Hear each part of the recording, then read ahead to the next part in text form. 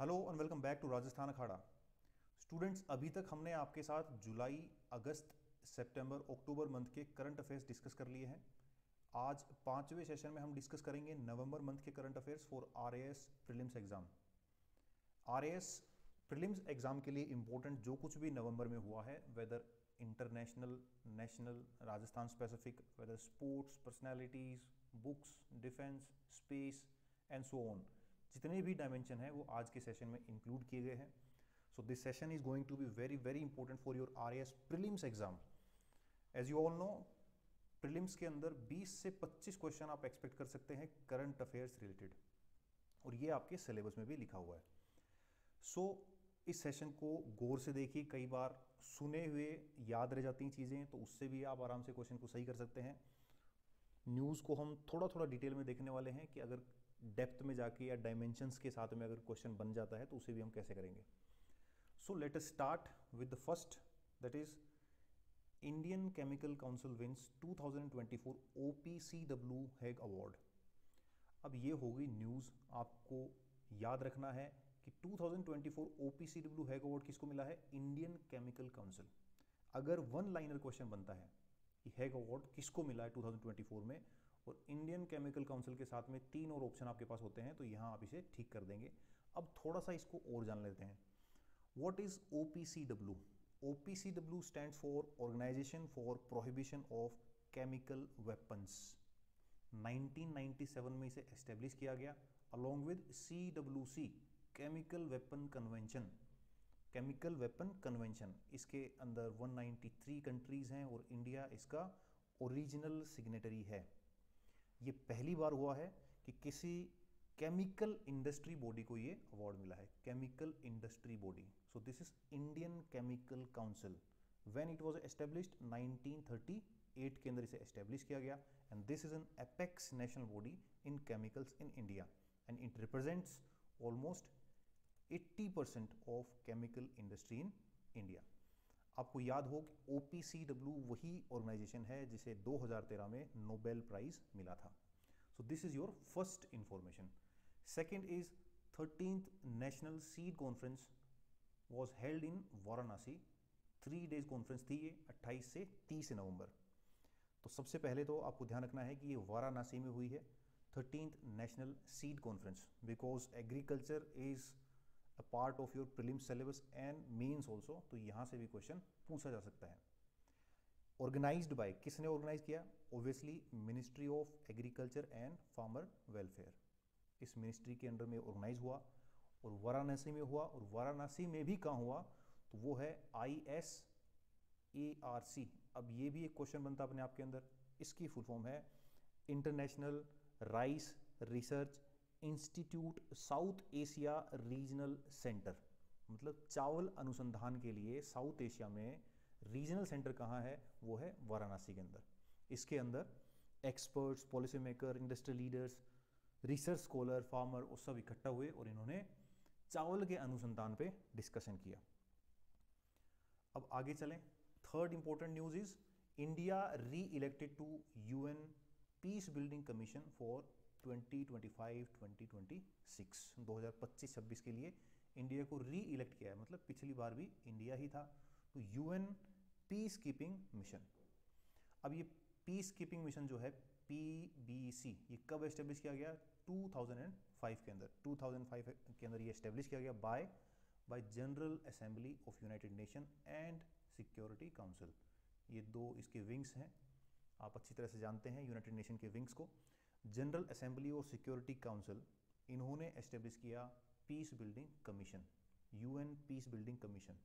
जो भी conflict affected countries हैं, जैसे अभी फिलहाल में इंडिया के ट्रुप्स कहाँ हैं? सूडान के अंदर। साउथ सूडान और नॉर्थ सूडान जो है उनके बीच में जो कन्फ्लिक्ट चल रहा है, उसमें हमारे UN की तरफ से पीस कीपिंग मिशन गया हुआ है। तो इस जो पीस कीपिंग कमीशन है, इसके अंदर 31 स्टेट्स, 31 मेंबर स्टेट्स हैं, और इंडिया इसका फाउंडिंग मेंबर रहा है। India is the largest contributor to uninformed personnels in conflict related areas. 1948 से लेकर अभी तक हमने लगभग 2 लाख ट्रुप्स ग्लोबल लेवल पे कन्फ्लिक्ट रेजोल्यूशन के लिए भेजे हैं। Fourth important news is as you all know, USA president Donald Trump 47th president बने हैं ये यूनाइटेड स्टेट्स ऑफ अमेरिका के। अब यूनाइटेड स्टेट्स ऑफ अमेरिका का इलेक्शन आपको पता है पूरी दुनिया के लिए बहुत इंपॉर्टेंट इलेक्शन होता है, तो थोड़ा सा इसके बारे में जान लेते हैं कि इलेक्टोरल कॉलेज, क्योंकि ये प्रेसिडेंशियल फॉर्म ऑफ गवर्नमेंट है तो वहाँ प्रेसिडेंट भी इलेक्टेड होता है, हमारी तरह यहाँ इनडायरेक्टली इलेक्टेड नहीं होता, डायरेक्टली इलेक्टेड होता है वहाँ प्रेसिडेंट। और प्रोसेस को आप देखें तो वैसे तो इनडायरेक्ट ही है, but as compare to Indian presidential election, that election of president in USA is more democratic. ठीक है, 47th प्रेसिडेंट डोनाल्ड ट्रंप। तो सबसे पहले देखें कि यहाँ इलेक्टोरल कॉलेज किस तरह से काम करता है। देखिए टोटल जो वोट होते हैं वो हैं 538। तो इसमें से जीतने के लिए 270 वोट चाहिए होते हैं, 270 वोट। कमला हैरिस और डोनाल्ड ट्रंप के बीच में मुकाबला था। ट्रंप को मिले इस बार 312 वोट और हैरिस को मिले 226 vote. Donald Trump Republican party से हैं और ये दूसरे ऐसे प्रेसिडेंट हैं यूएसए के जो 2 बार, मतलब बीच में हारने के बाद 2 बार प्रेसिडेंट बने हैं। इसका पहला एग्जाम्पल है ग्रोवर कैलिवलैंड। 22nd एंड 24th ये प्रेसिडेंट रहे हैं यूएसए के। ट्रंप 2017 से 21 में भी रहे हैं 45वें, और अभी 47th बने हैं।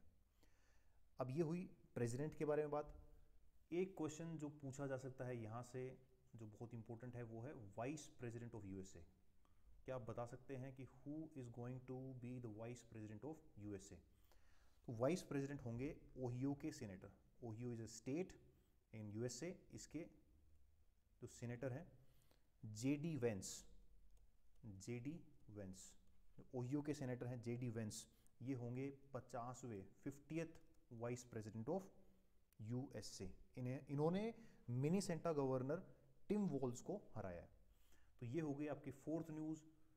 अब इसमें ये तो पूछेंगे नहीं आपसे कि डोनाल्ड ट्रंप कौन से प्रेसिडेंट थे, आपसे ये पूछा जा सकता है कि वहाँ के इलेक्टोरल कॉलेज में स्टेटमेंट बना के पूछा जा सकता है कि वहाँ के इलेक्टोरल कॉलेज में 538 टोटल वोट्स होते हैं।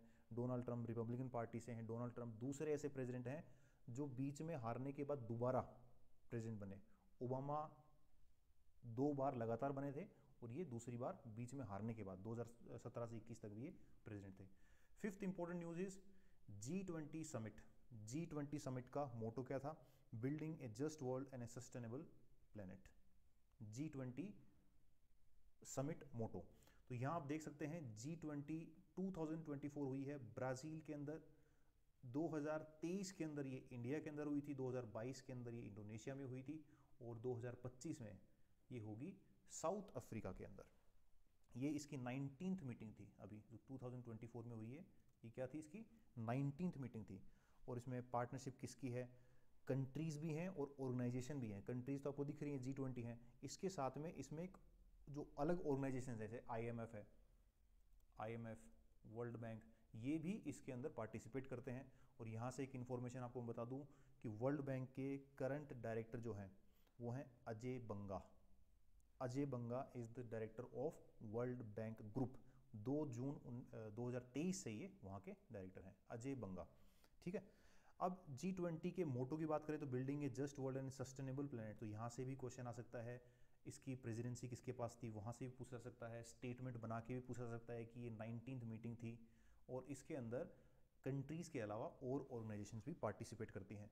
G20 19th जो समिट है उसका मोटो था सोशल इंक्लूजन। 3 इंपॉर्टेंट बातें करें इसके बारे में, तो सोशल इंक्लूजन और sustainable development and then reform in United Nation security council, जो कि बहुत ही ज़रूरी है। ठीक है, अब हम आगे चलते हैं अबाउट इंडिया कैरिकॉम समिट। अब यहाँ ये जो ऑर्गेनाइजेशन है, समिट है, यहाँ से भी बहुत बार क्वेश्चन आते हैं। India CARICOM summit, Guyana, Dominica, Barbados.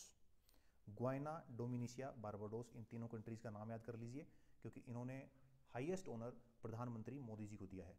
PM Modi attended India CARICOM summit in Guyana. तो सबसे पहली बात तो ये गुयाना के अंदर हुई है।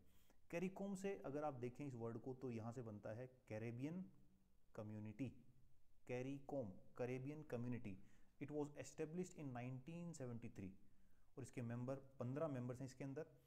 फर्स्ट इंडिया कैरीकॉम जो समिट थी वो 2005 के अंदर हुई थी। सूरीनाम नाम का एक देश है, सूरीनाम, उसका नाम है Suriname.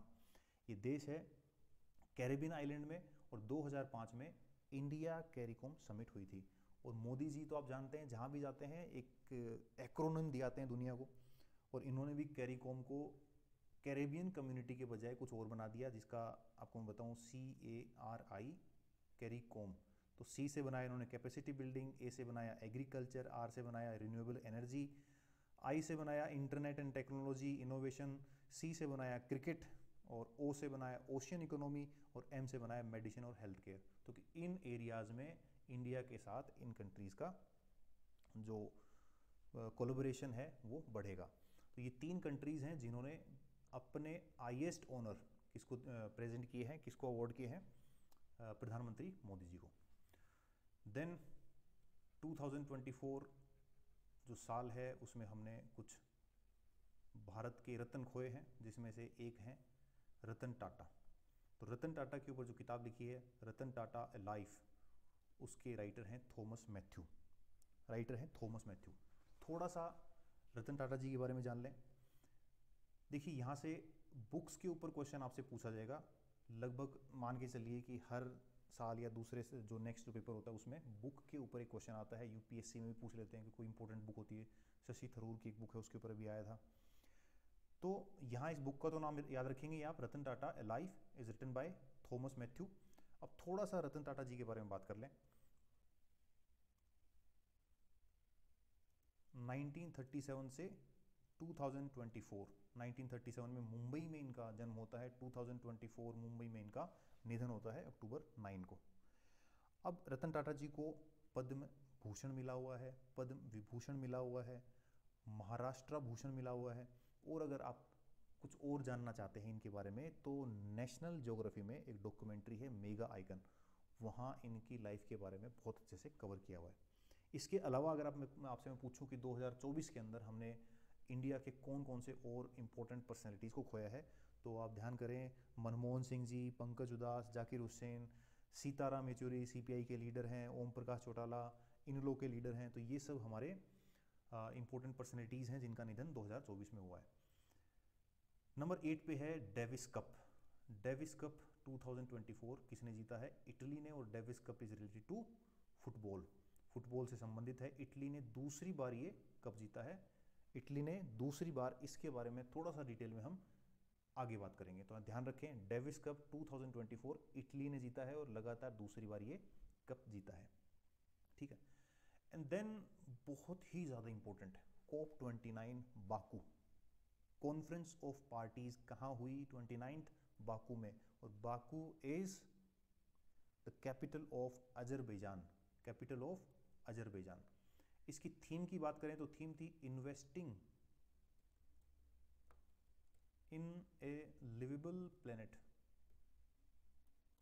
Liveable planet for all. Theme पूछी जा सकती है, COP29 पूछा जा सकता है कहाँ हुआ? बाकू में हुआ। बाकू में जो कॉन्फ्रेंस ऑफ पार्टी हुई ये कौन से नंबर की पार्टी थी? 29th, ठीक है। कब हुई? 11 से 12 नवंबर के अंदर। अब थोड़ा सा COP से संबंधित बातें और कर लेते हैं, ठीक है। देखिए COP timeline and major developments, इसकी शुरुआत कब होती है? देखो UNFCCC बहुत इंपॉर्टेंट है, United Nation framework convention on climate change, UNFCCC, United Nation framework convention on climate change. As you all know this was signed in 1992, Brazil के Rio de Janeiro में इसे साइन किया गया। इसे दूसरे नाम से जानते हैं अर्थ समिट, अर्थ समिट, ठीक है। अब इस अर्थ समिट के बाद में कोप मीटिंग्स होना शुरू होती हैं। तो 1995 के अंदर सबसे पहली जो मीटिंग है COP held in Berlin Germany. तो सबसे पहली जो मीटिंग है कहाँ होती है? बर्लिन जर्मनी के अंदर। 1997 में Kyoto protocol adopted, effective from 2005। तो ये बातें बहुत इंपॉर्टेंट है, आपको जाननी चाहिए। कन्वेंशनल क्वेश्चन इसके ऊपर बन सकता है कि किस में क्या हुआ था, और कई बार बनता भी है कियोटो को लेकर, इनको पेरिस को लेकर। 2015 के अंदर Paris agreement adopted effective from 2026 at COP21 in Paris, France. 2020 में इंपॉर्टेंट न्यूज़ हुई थी कि यूनाइटेड स्टेट ने विड्रॉ कर लिया है, उसके बाद वापस आ गया ये, ठीक है। 2022 के अंदर COP27 हुई, इजिप्ट के अंदर 23 के अंदर COP28 हुई, दुबई के अंदर 24 वाली जो हम बात कर रहे हैं COP29 held in Baku, Azerbaijan. अब यहाँ मैं आपको बताऊं कि COP8 ये कहाँ हुई थी। COP8 was held in New Delhi, मतलब भारत में। और भारत ने किस कॉन्फ्रेंस ऑफ पार्टीज में अपने नेट जीरो 2070 तक हम नेट जीरो कार्बन एमिशन कर देंगे ये वादा किया था, वो किया था COP26 के अंदर, ठीक है। क्योटो प्रोटोकॉल बहुत इंपॉर्टेंट है, 1997 2005 से लेकर 20 तक इसका टाइम फ्रेम था। फिर पेरिस एग्रीमेंट साइन हुआ 2016 में। कहाँ है पेरिस एग्रीमेंट? पेरिस एग्रीमेंट 2016 में। यहाँ वादा किया गया, पूरी कम्युनिटी ने एक प्रण लिया कि हम लिमिट करेंगे ग्लोबल टेम्परेचर बिलो 2 डिग्री, कि 2 डिग्री जो इंडस्ट्रियल रिवोल्यूशन का जो क्लाइमेट जो टेम्परेचर का लेवल था उससे 2 डिग्री बढ़ने नहीं देंगे। इंडस्ट्रियल इसका मान लो x था, तो x+2 से अंदर अंदर हम इसको रखेंगे, ठीक है। तो ये इंपॉर्टेंट बात है, इसके बारे में आप ध्यान रखेंगे। तो मैं फिर से बता दूं आपको, COP29 कहाँ हुई? बाकू में, अजरबैजान में। 11th important news is Indira Gandhi prize for peace disarmament development 2024 किसको दिया गया? फॉर्मर प्रेसिडेंट ऑफ चिली वेरिकोना मिशेल ब्रेसलेट जेरिया, इनको ये प्राइज दिया गया, Indira Gandhi prize for peace disarmament development in 2024। अब आपसे पूछूं कि 2023 में पिछला किसको दिया गया था?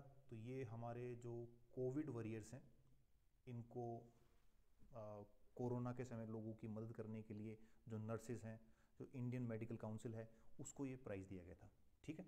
और ये जो मैडम है फॉर्मर प्रेसिडेंट ऑफ चिली, ये जेंडर जस्टिस के लिए एक प्रोमिनेंट फिगर है दुनिया के अंदर। तो जो वुमेन एम्पावरमेंट, जेंडर जस्टिस, इनके लिए इन्होंने काम किया है, तो ये इनको प्राइज़ दिया गया। ध्यान रखेंगे आप, Indira Gandhi prize for peace disarmament development 2024। उसके बाद इंपॉर्टेंट न्यूज़ है 2024 बैलन डियोर, ये जो फुटबॉल का टॉप ऑनर है, ये किसको दिया गया? ये दिया गया रोड्री और एतीना बोनमती।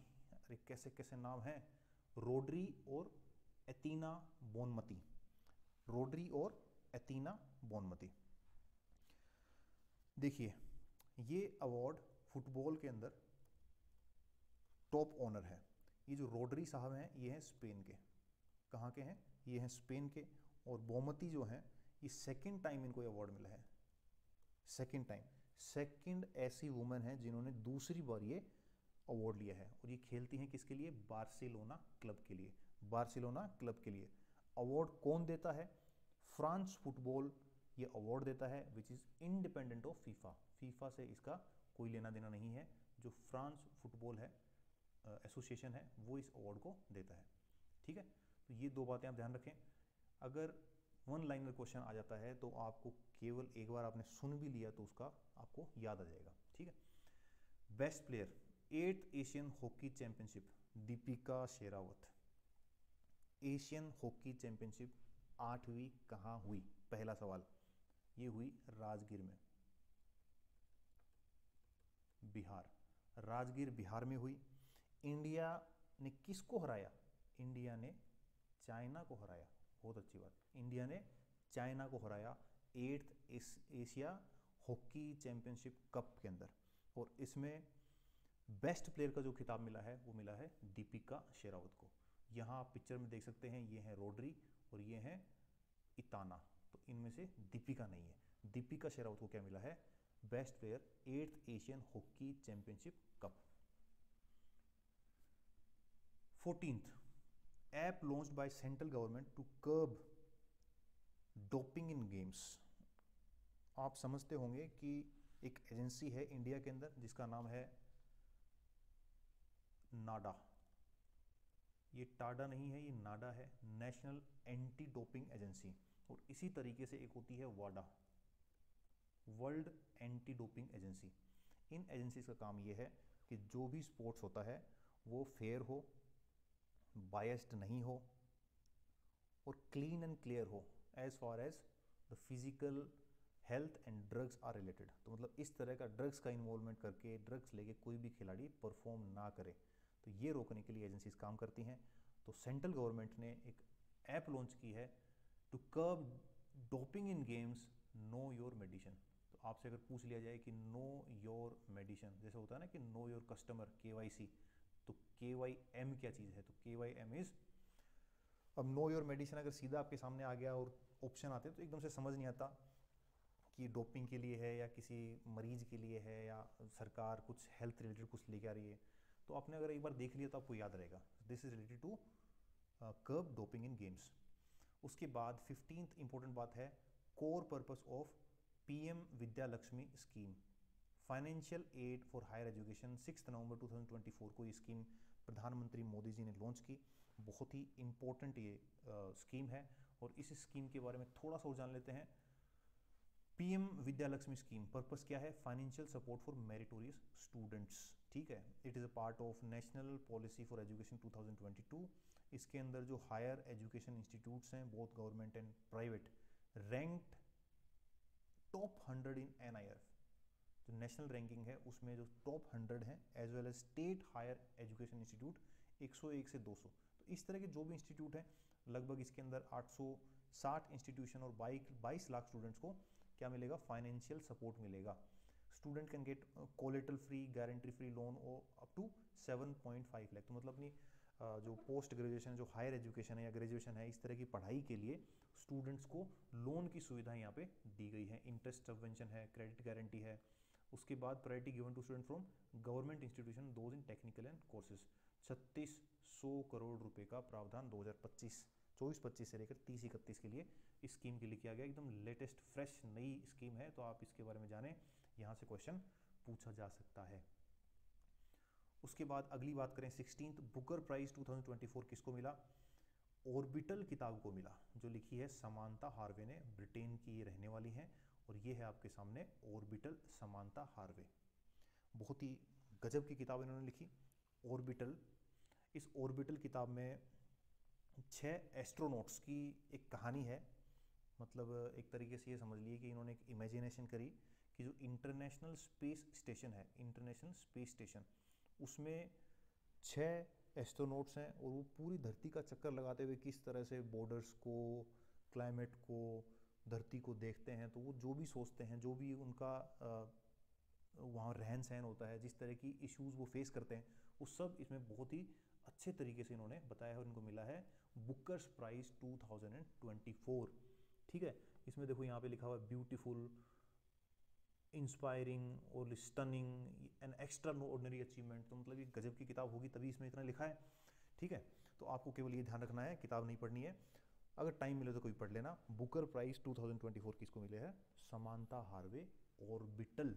ऑर्बिटल ब्रिटेन की है ये। ठीक है, सो अगला इंपॉर्टेंट पॉइंट है एक्सरसाइज के बारे में। एक्सरसाइज वज्र प्रहार 2024। वज्र प्रहार किसके बीच में है? इंडिया और USA दोनों साथ मिलकर एक्सरसाइज करते हैं और इस बार 2024 में वज्र प्रहार हुआ है USA के अंदर। एक्सरसाइज से रिलेटेड बहुत सी डिटेल आगे हम और जानेंगे, क्योंकि यहाँ से क्वेश्चन पूछा ही जाता है कि इंडिया का आर्मी को ले लें, नेवी, एयरफोर्स या इंडिया के तीनों फोर्सेस, यहाँ एक्सरसाइज कौन सी कंट्री में हुई, ये कौन सा एडिशन था और किस कंट्रीज़ के बीच में ये होता है। ठीक है, तो वज्र प्रहार है इंडिया और USA। Then 18th is first Asian Buddha summit conference held in New Delhi.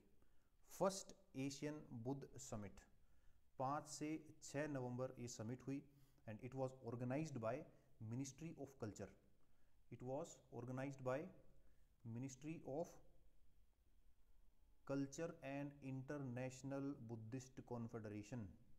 आप याद रखें, ये पहली बुद्धिस्ट समिट थी जिसके अंदर बौद्ध धर्म से संबंधित बहुत से लोग शामिल हुए और बुद्ध धम्मा के बारे में यहाँ पे डिस्कस किया गया। So the first Asian Buddhist summit conference कहाँ हुई? न्यू दिल्ली के अंदर 5 से 6 नवंबर के बीच में।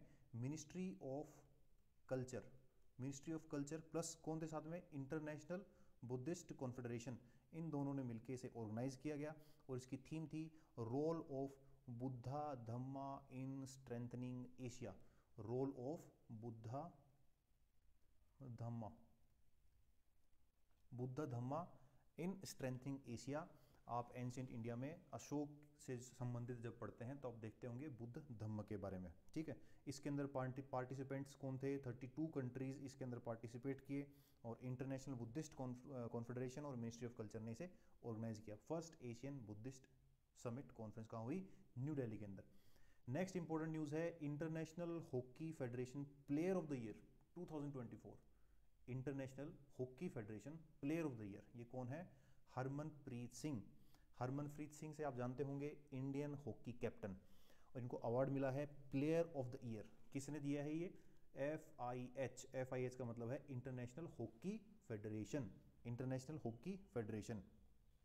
और एक नाम और भी आपने सुना होगा, वो नाम है PR श्रीजेश। PR श्रीजेश, इन्हें कहते हैं the great wall of India, the great wall of India. इन्हें मिला है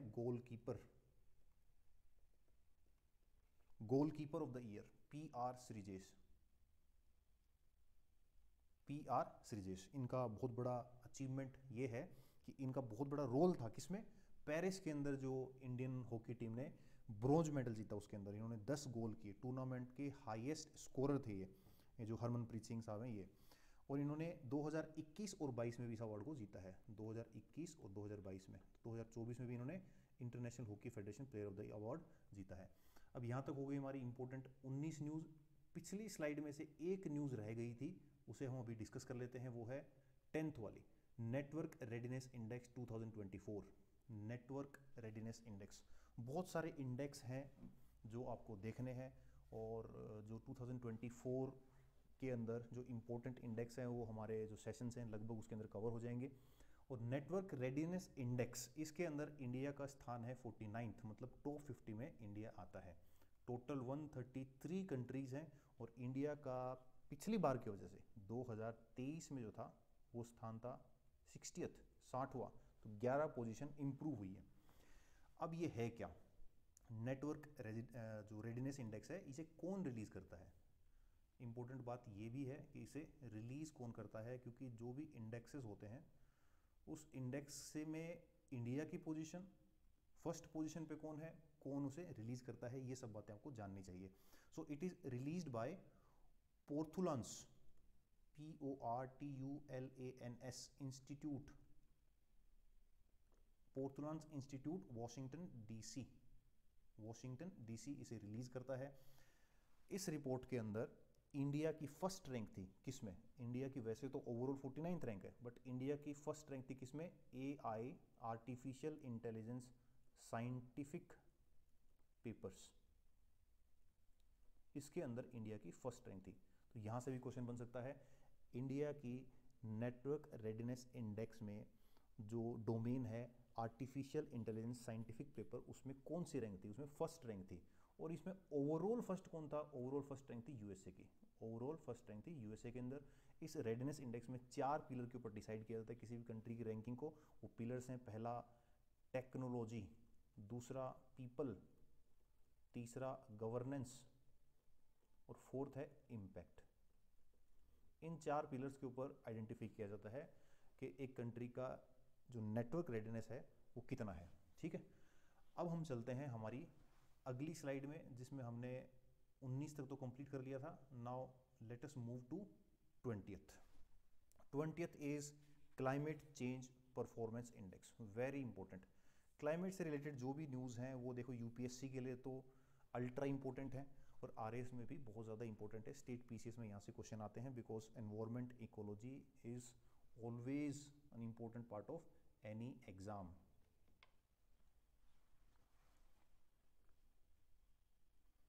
सो क्लाइमेट चेंज परफॉर्मेंस इंडेक्स 2025, इसके अंदर पहली रैंक जो है वो किसकी है? डेनमार्क की। पहली रैंक नहीं कहेंगे इसे आप, इसे कहेंगे कि टॉपर कौन है?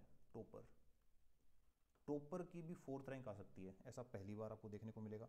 टॉपर की भी 4th रैंक आ सकती है, क्योंकि इसके ऊपर के 3 जो खाली जगह हैं, फर्स्ट, सेकंड, थर्ड, इनको ब्लैंक रखा है कि कोई भी देश ऐसा नहीं है जिसने क्लाइमेट चेंज को रोकने के लिए 100% एफर्ट किए हो। 100% जिसकी जो रिजल्ट्स हैं वो किसी भी कंट्री के नहीं आए। तो डेनमार्क टॉपर है, मगर 4th रैंक है इसकी, 4th रैंक। इंडिया की इसके अंदर रैंक क्या है? इंडिया की रैंक है इसके अंदर 10th रैंक है इंडिया की। 67.99 पॉइंट्स इंडिया के साथ आते हैं। उसके बाद पाकिस्तान के अगर देखें तो 31, पाकिस्तान भी कोशिश तो खूब कर रहा है। उसके बाद चाइना 55, और उसके बाद 67 जो लास्ट है वो है ईरान, 17.47 में। इंडिया की पिछली साल जो रैंकिंग थी वो थी 7th रैंक। इस बार कुछ ज़्यादा ही हमने धुआं उठा रखा है, इसलिए हमारी रैंक थोड़ी सी नीचे आ गई, 10वें है। और इसे रिलीज़ कौन करता है? सबसे इंपॉर्टेंट बात ये है, देखो इसे रिलीज़ कौन करता है? इसे रिलीज़ करते हैं ग्रीन वॉच। ग्रीन वॉच आपने नाम सुना होगा, ग्रीन वॉच और न्यू क्लाइमेट इंस्टीट्यूट। तो सबसे पहला कौन है? Green watch plus new climate institute plus climate action network international.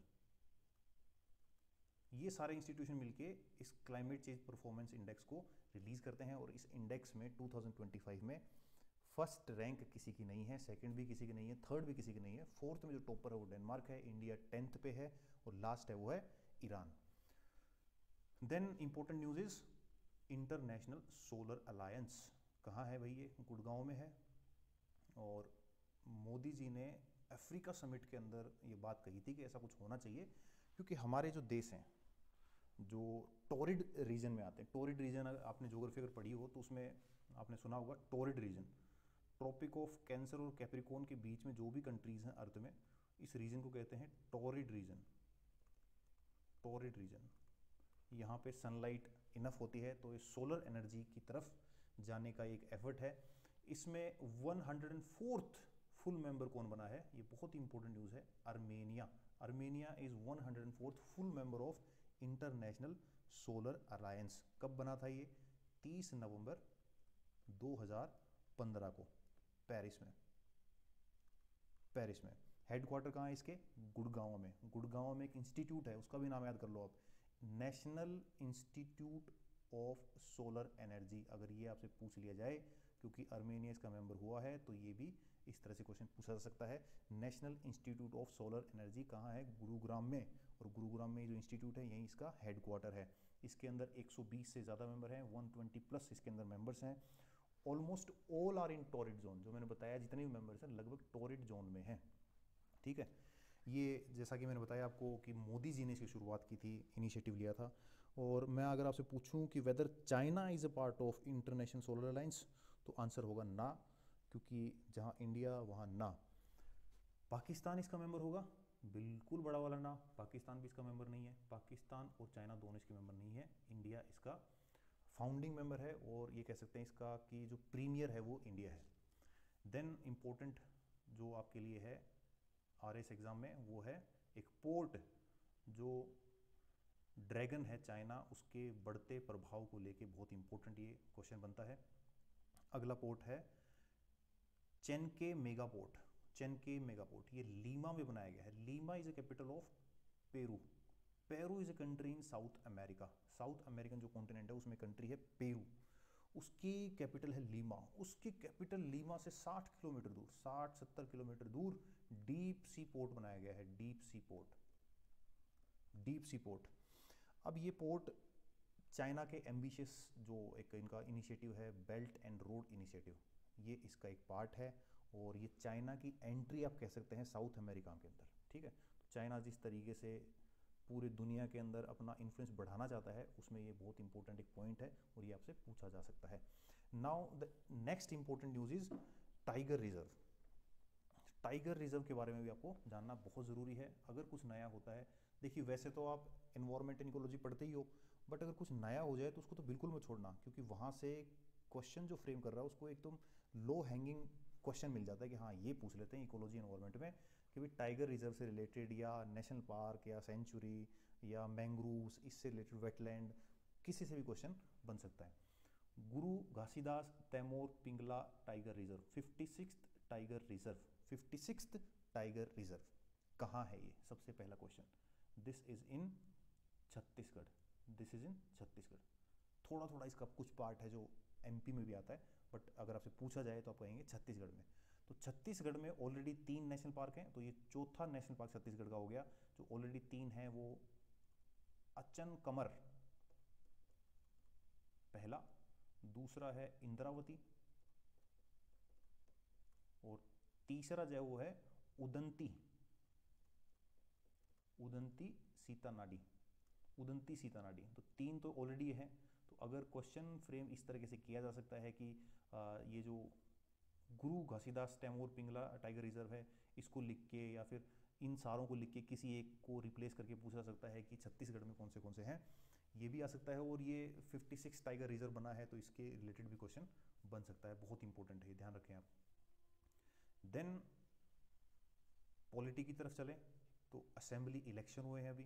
तो असेंबली इलेक्शन कहाँ कहाँ हुए हैं, सबसे पहली बात तो ये ध्यान रखो कि असेंबली इलेक्शन हुए हैं झारखंड और महाराष्ट्र में, झारखंड और महाराष्ट्र में, assembly election in Maharashtra and Jharkhand. तो 2 जगह असेंबली इलेक्शन हुए हैं। थोड़ी थोड़ी बात दोनों की कर लेते हैं, महाराष्ट्र और झारखंड। देखिए महाराष्ट्र के अंदर कौन जीता है, बीजेपी लेड जो ये संगठन है, कोलिजन है, उसका नाम है महायुति, महायुति अलायंस, ये जीत गया है। और झारखंड की बात करें तो जेएमएम, झारखंड मुक्ति मोर्चा, इनका जो अलायंस है इंडिया के साथ, राहुल गांधी वाले इंडिया ब्लॉक, ये जीत गए हैं। यहाँ इनको 236 सीट मिली हैं आउट ऑफ 288। और बीजेपी की अगर बात करें तो बीजेपी को 132 सीट मिली हैं। और झारखंड की तरफ चलें तो यहाँ 56 सीट जेएमएम के साथ जो इंडिया ब्लॉक है उसको मिली हैं 81 में से। और ऑब्वियसली यहाँ हेमंत सोरेन वापस तो क्या कहेंगे, चौथी बार, 4th टाइम यहाँ के सीएम बने हैं। ठीक है, अब ये जो असेंबली इलेक्शन हुए हैं इसी के साथ में 2 लोकसभा के बाईपोल्स भी हुए हैं। 2 लोकसभा के बाईपोल्स, बाईपोल्स का मतलब क्या होता है कि किसी कारण से अगर वहाँ का इलेक्शन रद्द हो जाए या जो जीत गया उसकी मृत्यु हो जाए या डिसक्वालीफाइड जो कैंडिडेट है वो चुनाव लड़ ले या किसी तरह का केस हाई कोर्ट में उसका जजमेंट आया हो, तो वहाँ पे इलेक्शन कमीशन बाई इलेक्शन करवाता है। तो बाई इलेक्शन 2 जगह हुए हैं इन दोनों असेंबलीज के साथ में। पहला बाई इलेक्शन हुआ है वायनाड में और दूसरा बाई इलेक्शन हुआ है नांदेड़। वायनाड में आप जानते हैं कौन जीता है, यहाँ जीती हैं प्रियंका गांधी कांग्रेस से, और यहाँ जीते हैं रविंद्र वसंत, ये भी कांग्रेस से हैं। ठीक है, ये तो हुई दूसरी बात। तीसरी ये हुई कि इसी इलेक्शन के साथ में इलेक्शन कमीशन ने 14 जो स्टेट हैं उनकी 48 सीट के ऊपर भी बाई इलेक्शन कराए हैं। मतलब महाराष्ट्र और झारखंड में तो फुल इलेक्शन हुए, ठीक है, असेंबली इलेक्शन। वायनाड और नांदेड़ में क्या हुआ, बाई इलेक्शन लोकसभा। बट जो स्टेट्स हैं 14 स्टेट्स, उनकी 48 सीट के ऊपर भी बाई इलेक्शन हुए हैं, जिसमें से राजस्थान आपको ध्यान रखना है, राजस्थान की 7 सीटों पे बाई इलेक्शन हुए हैं। इन 7 सीटों में से 5 सीटें मिली हैं बीजेपी को, इसमें से 1 सीट मिली है कांग्रेस को, इसमें से 1 सीट मिली है किसको, भारतीय आदिवासी पार्टी, भारतीय जो रोज साहब हैं इसके यहाँ से जीते हैं, भारतीय आदिवासी पार्टी। तो अभी इनके पास 4 सीटें हैं, देख लो, बहुत पुरानी पार्टी नहीं, ये 3-4 साल ही हुए हैं। ठीक है, भारतीय आदिवासी पार्टी। तो ये सब चीज़ें आपको ध्यान रखनी है, महाराष्ट्र, झारखंड और बीजेपी महायुति अलायंस और जेजेएम जो लेड अलायंस है, India block, Hemant Soren 4th time उनके सीएम बने। अब बात करते हैं थोड़ी फिल्मों के बारे में, थोड़ा सा बोरिंग हो गया था, अब ग्लैमर के बारे में बात करते हैं। 55th international film festival of India, ये कहाँ हुआ, गोवा के अंदर। 55th international film festival of India Goa के अंदर हुआ। अब इसकी थोड़ी सी इंफॉर्मेशन आपको याद रखनी है। 12th फेल आपने मूवी देखी है क्या, चलो बताते हैं उसके बारे में। 55th फिल्म इन जो फेस्टिवल ऑफ इंडिया है took place from November 20 to 28 2024 Panaji में हुआ, गोवा के अंदर। और इसका थीम क्या था? थीम याद रखना आपको, young film makers the future is now.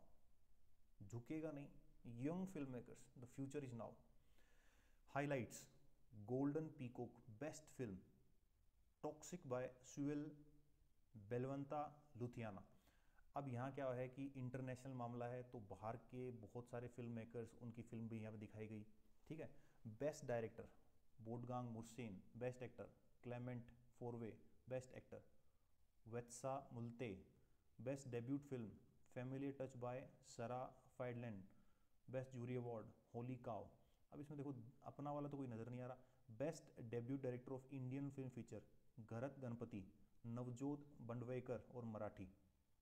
Best web series award Lampan by Nipun Avinash, Satyajit Ray life time achievement award Phillip Noyce. Indian film personality of the, ये आ गया लड़का, Indian film personality of year award. अब देखो यहाँ से तो बहुत सारा आपको याद रहने वाला भी नहीं है, आप ये याद रख सकते हो। पहला Golden Peacock, Golden Peacock best film कौन सी है? Indian film personality of year award Vikrant Massey. Special recognition for contribution to Bharat cinema, ये झुकेगा नहीं, अल्लू अर्जुन। आखिरी में है मगर झुकेगा नहीं। Special recognition for contribution to Bharatiya cinema award किसको मिला है? अल्लू अर्जुन को। Contribution to Bharatiya cinema. Indian film personality of the year कौन है? विक्रांत मैसे। गोल्डन पीकॉक कौन सी मूवी को मिला है? टॉक्सिक। तीन नाम याद रख लो, टॉक्सिक, विक्रांत और अल्लू, ठीक है। अब चलते हैं थोड़ा सा और आगे।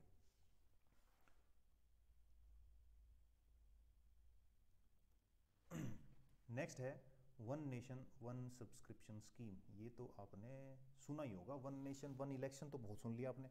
वन नेशन वन सब्सक्रिप्शन क्या है? देखिए होता क्या है, जब हायर एजुकेशन इंस्टीट्यूट के अंदर आप पढ़ते हैं तो आपको रिसर्च पेपर्स की ज़रूरत पड़ती है, रिसर्च पेपर्स।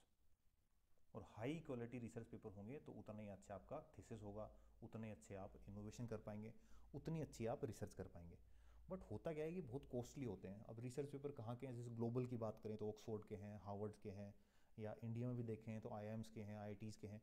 तो ये रिसर्च पेपर हमारे जो बच्चे हैं जो हायर इंस्टीट्यूट्स में पढ़ रहे हैं, उन सब यूनिवर्सिटीज़ के स्टूडेंट्स को अवेलेबल हों।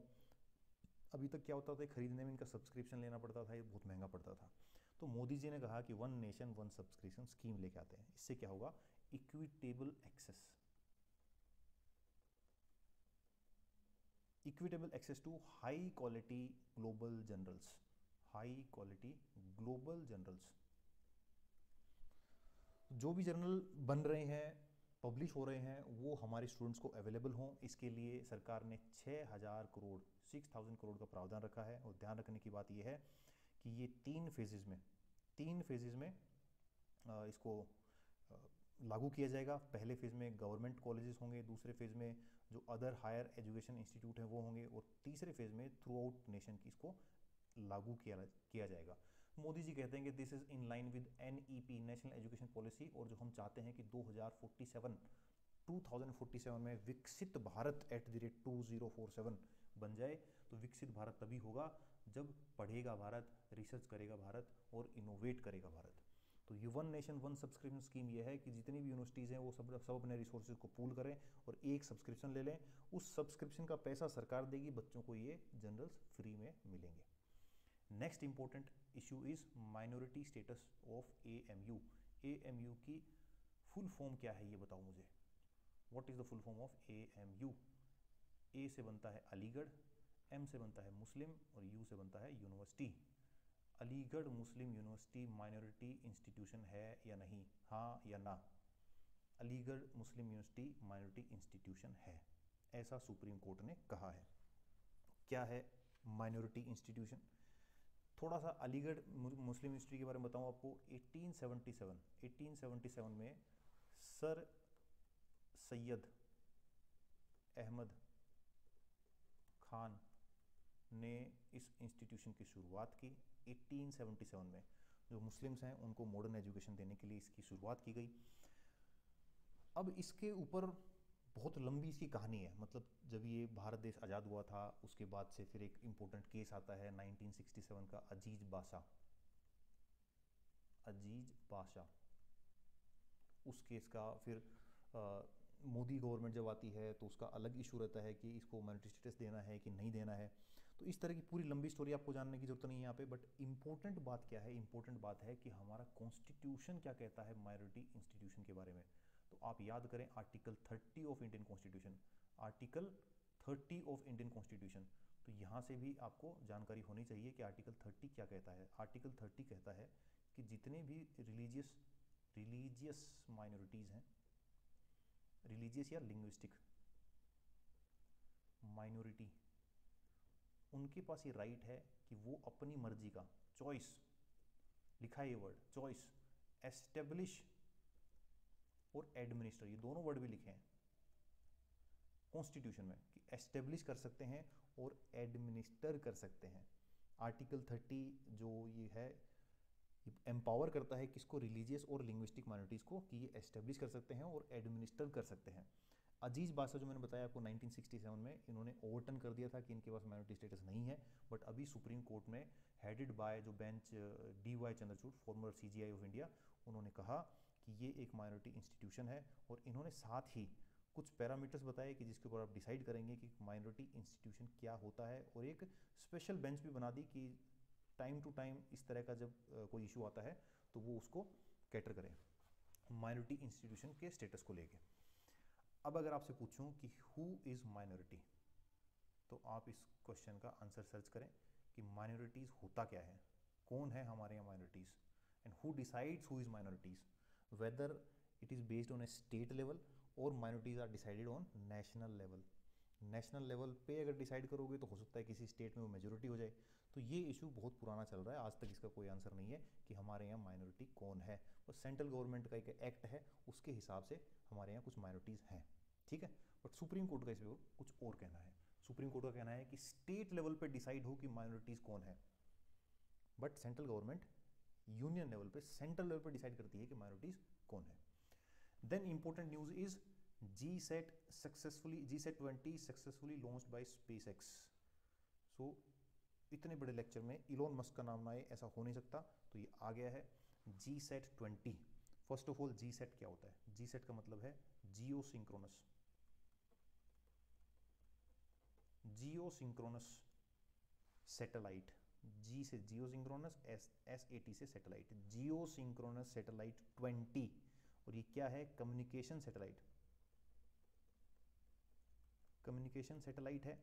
It has been launched by SpaceX। SpaceX में भी कौन सा लॉन्चर था? Falcon 9।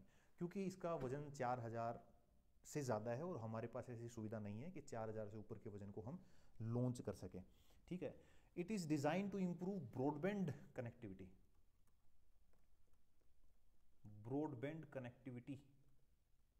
In rural and remote areas. जो रूरल और रिमोट एरिया के बच्चे हैं वो रील देख सकें धड़ाधड़, जैसे कि आप देखते हैं। अभी इन दिनों रील मत देखना, बिल्कुल भी रील मत देखना, केवल अपना रिवीजन पे लगे रहो। रील से दिमाग खराब हो जाएगा, पहले बता रहा हूँ, ठीक है। हालांकि हमारा जो भारत सरकार है वो लगी हुई है, GSAT 20 इन्होंने लॉन्च कर दिया है। GSAT 20 सक्सेसफुली लॉन्च कि आप 24 में से 20 घंटे रील देखो। Successfully launched SpaceX by Falcon 9, ठीक है। Synchronous geo synchronous communication satellite, broadband जो कनेक्टिविटी है रूरल और रिमोट एरियाज के अंदर, उसको इम्प्रूव करने के लिए। और 2-4 बातें और ध्यान रख लो इसके बारे में। आपने कई बार सुना होगा का की कू बैंड क्या होता है, का की कू बैंड। तो ये कौन सा वाला बैंड होता है? हो सकता है आपसे स्टेटमेंट बना के क्वेश्चन पूछा जाए। तो सबसे पहली बात तो इसकी लाइफ है 14 ईयर, एक्सपेक्टेड करते हैं कि 14 साल के लिए हमें ये सेवाएं देगा रील देखने में। इसके बाद बैंड क्या है इसका? बैंड है का बैंड। अब ये होता क्या है का बैंड? देखो कई सारे बैंड जिसके नाम सुनोगे आपने, L, S, C, X, Q, K, का, ये सारे बैंड हैं। आप साइंस में पढ़ते हैं इलेक्ट्रोमैग्नेटिक स्पेक्ट्रम, उसमें फ्रीक्वेंसी के अकॉर्डिंग वेव्स रखी रहती हैं। तो जो ये हाई फ्रीक्वेंसी वेव है ये होता है का बैंड। तो यहाँ जो लोएस्ट फ्रीक्वेंसी है ये है एल बैंड। तो यहाँ पे क्या होता है कि जैसे मान लो सबमरीन वगैरह हैं, उनके पास में जो टावर हैं उनको पहुंचाने के लिए। फिर थोड़ा सा सी बैंड की तरफ चलेंगे तो रेडियो वेव्स के लिए। तो ये जो का बैंड है, का band is high frequency range in electromagnetic spectrum, जो इस एंड पे होता है वो का बैंड होता है। तो दिस इज का band. So this is enough for this GSAT-20। इसकी लाइफ है 14 ईयर्स और का बैंड पे काम करती है हाई फ्रीक्वेंसी ब्रॉडबैंड सर्विसेज देने के लिए। अब हम चलते हैं आगे थोड़ा सा और, भारत के बढ़ते कदम, Ladakh human analogue mission first in India. पहली बार लद्दाख के अंदर ये हुआ है। क्या हुआ है लद्दाख के अंदर? लद्दाख के अंदर HAB-1 नाम से एक अजीब सा मशीन रखा हुआ है लद्दाख के अंदर। लद्दाख एक पहाड़ी क्षेत्र है और उसकी जो टोपोग्राफी है वो मिलती है किससे? मून से, मार्स से। उस तरह का टेम्परेचर डिफरेंस बहुत एक्सट्रीम होता है वहाँ पे, उसकी टोपोग्राफी वैसी है, उसका जो लैंड है वहाँ ऐसा माना जाता है कि ऐसी सिचुएशंस क्रिएट की जा सकती हैं जो मून और मार्स पे होती हैं। उस क्रिएशन को बोलते हैं सिमुलेशन। सिमुलेशन, ठीक है। तो it will mimic the environment on moon and Mars. It is to study the effect of isolation. वहाँ अगर मान लो कल को हमें मून और मार्स पे अगर किसी एस्ट्रोनॉट को भेजना हो तो किस तरह की समस्याएं उसको आएंगी, किस तरह का ह्यूमन हेल्थ के ऊपर इम्पैक्ट आएगा जब ये आइसोलेशन और कन्फाइनमेंट में रहते हैं। तो ये सब देखने के लिए लद्दाख एक बहुत इंपॉर्टेंट जगह है। और केवल भारत ही नहीं, दुनिया के और भी देश चाहते हैं कि लद्दाख में इस तरह का एक्सपेरिमेंट हम भी करें। इसके जो फाइंडिंग्स होंगे ये हमें गगनयान मिशन जो हमारा एक्सपेक्टेड प्लान है 2026 में, उसमें भी मदद करेंगे। तो आप ध्यान रखेंगे HAB-1 क्या है? It is the first Ladakh human analogue mission.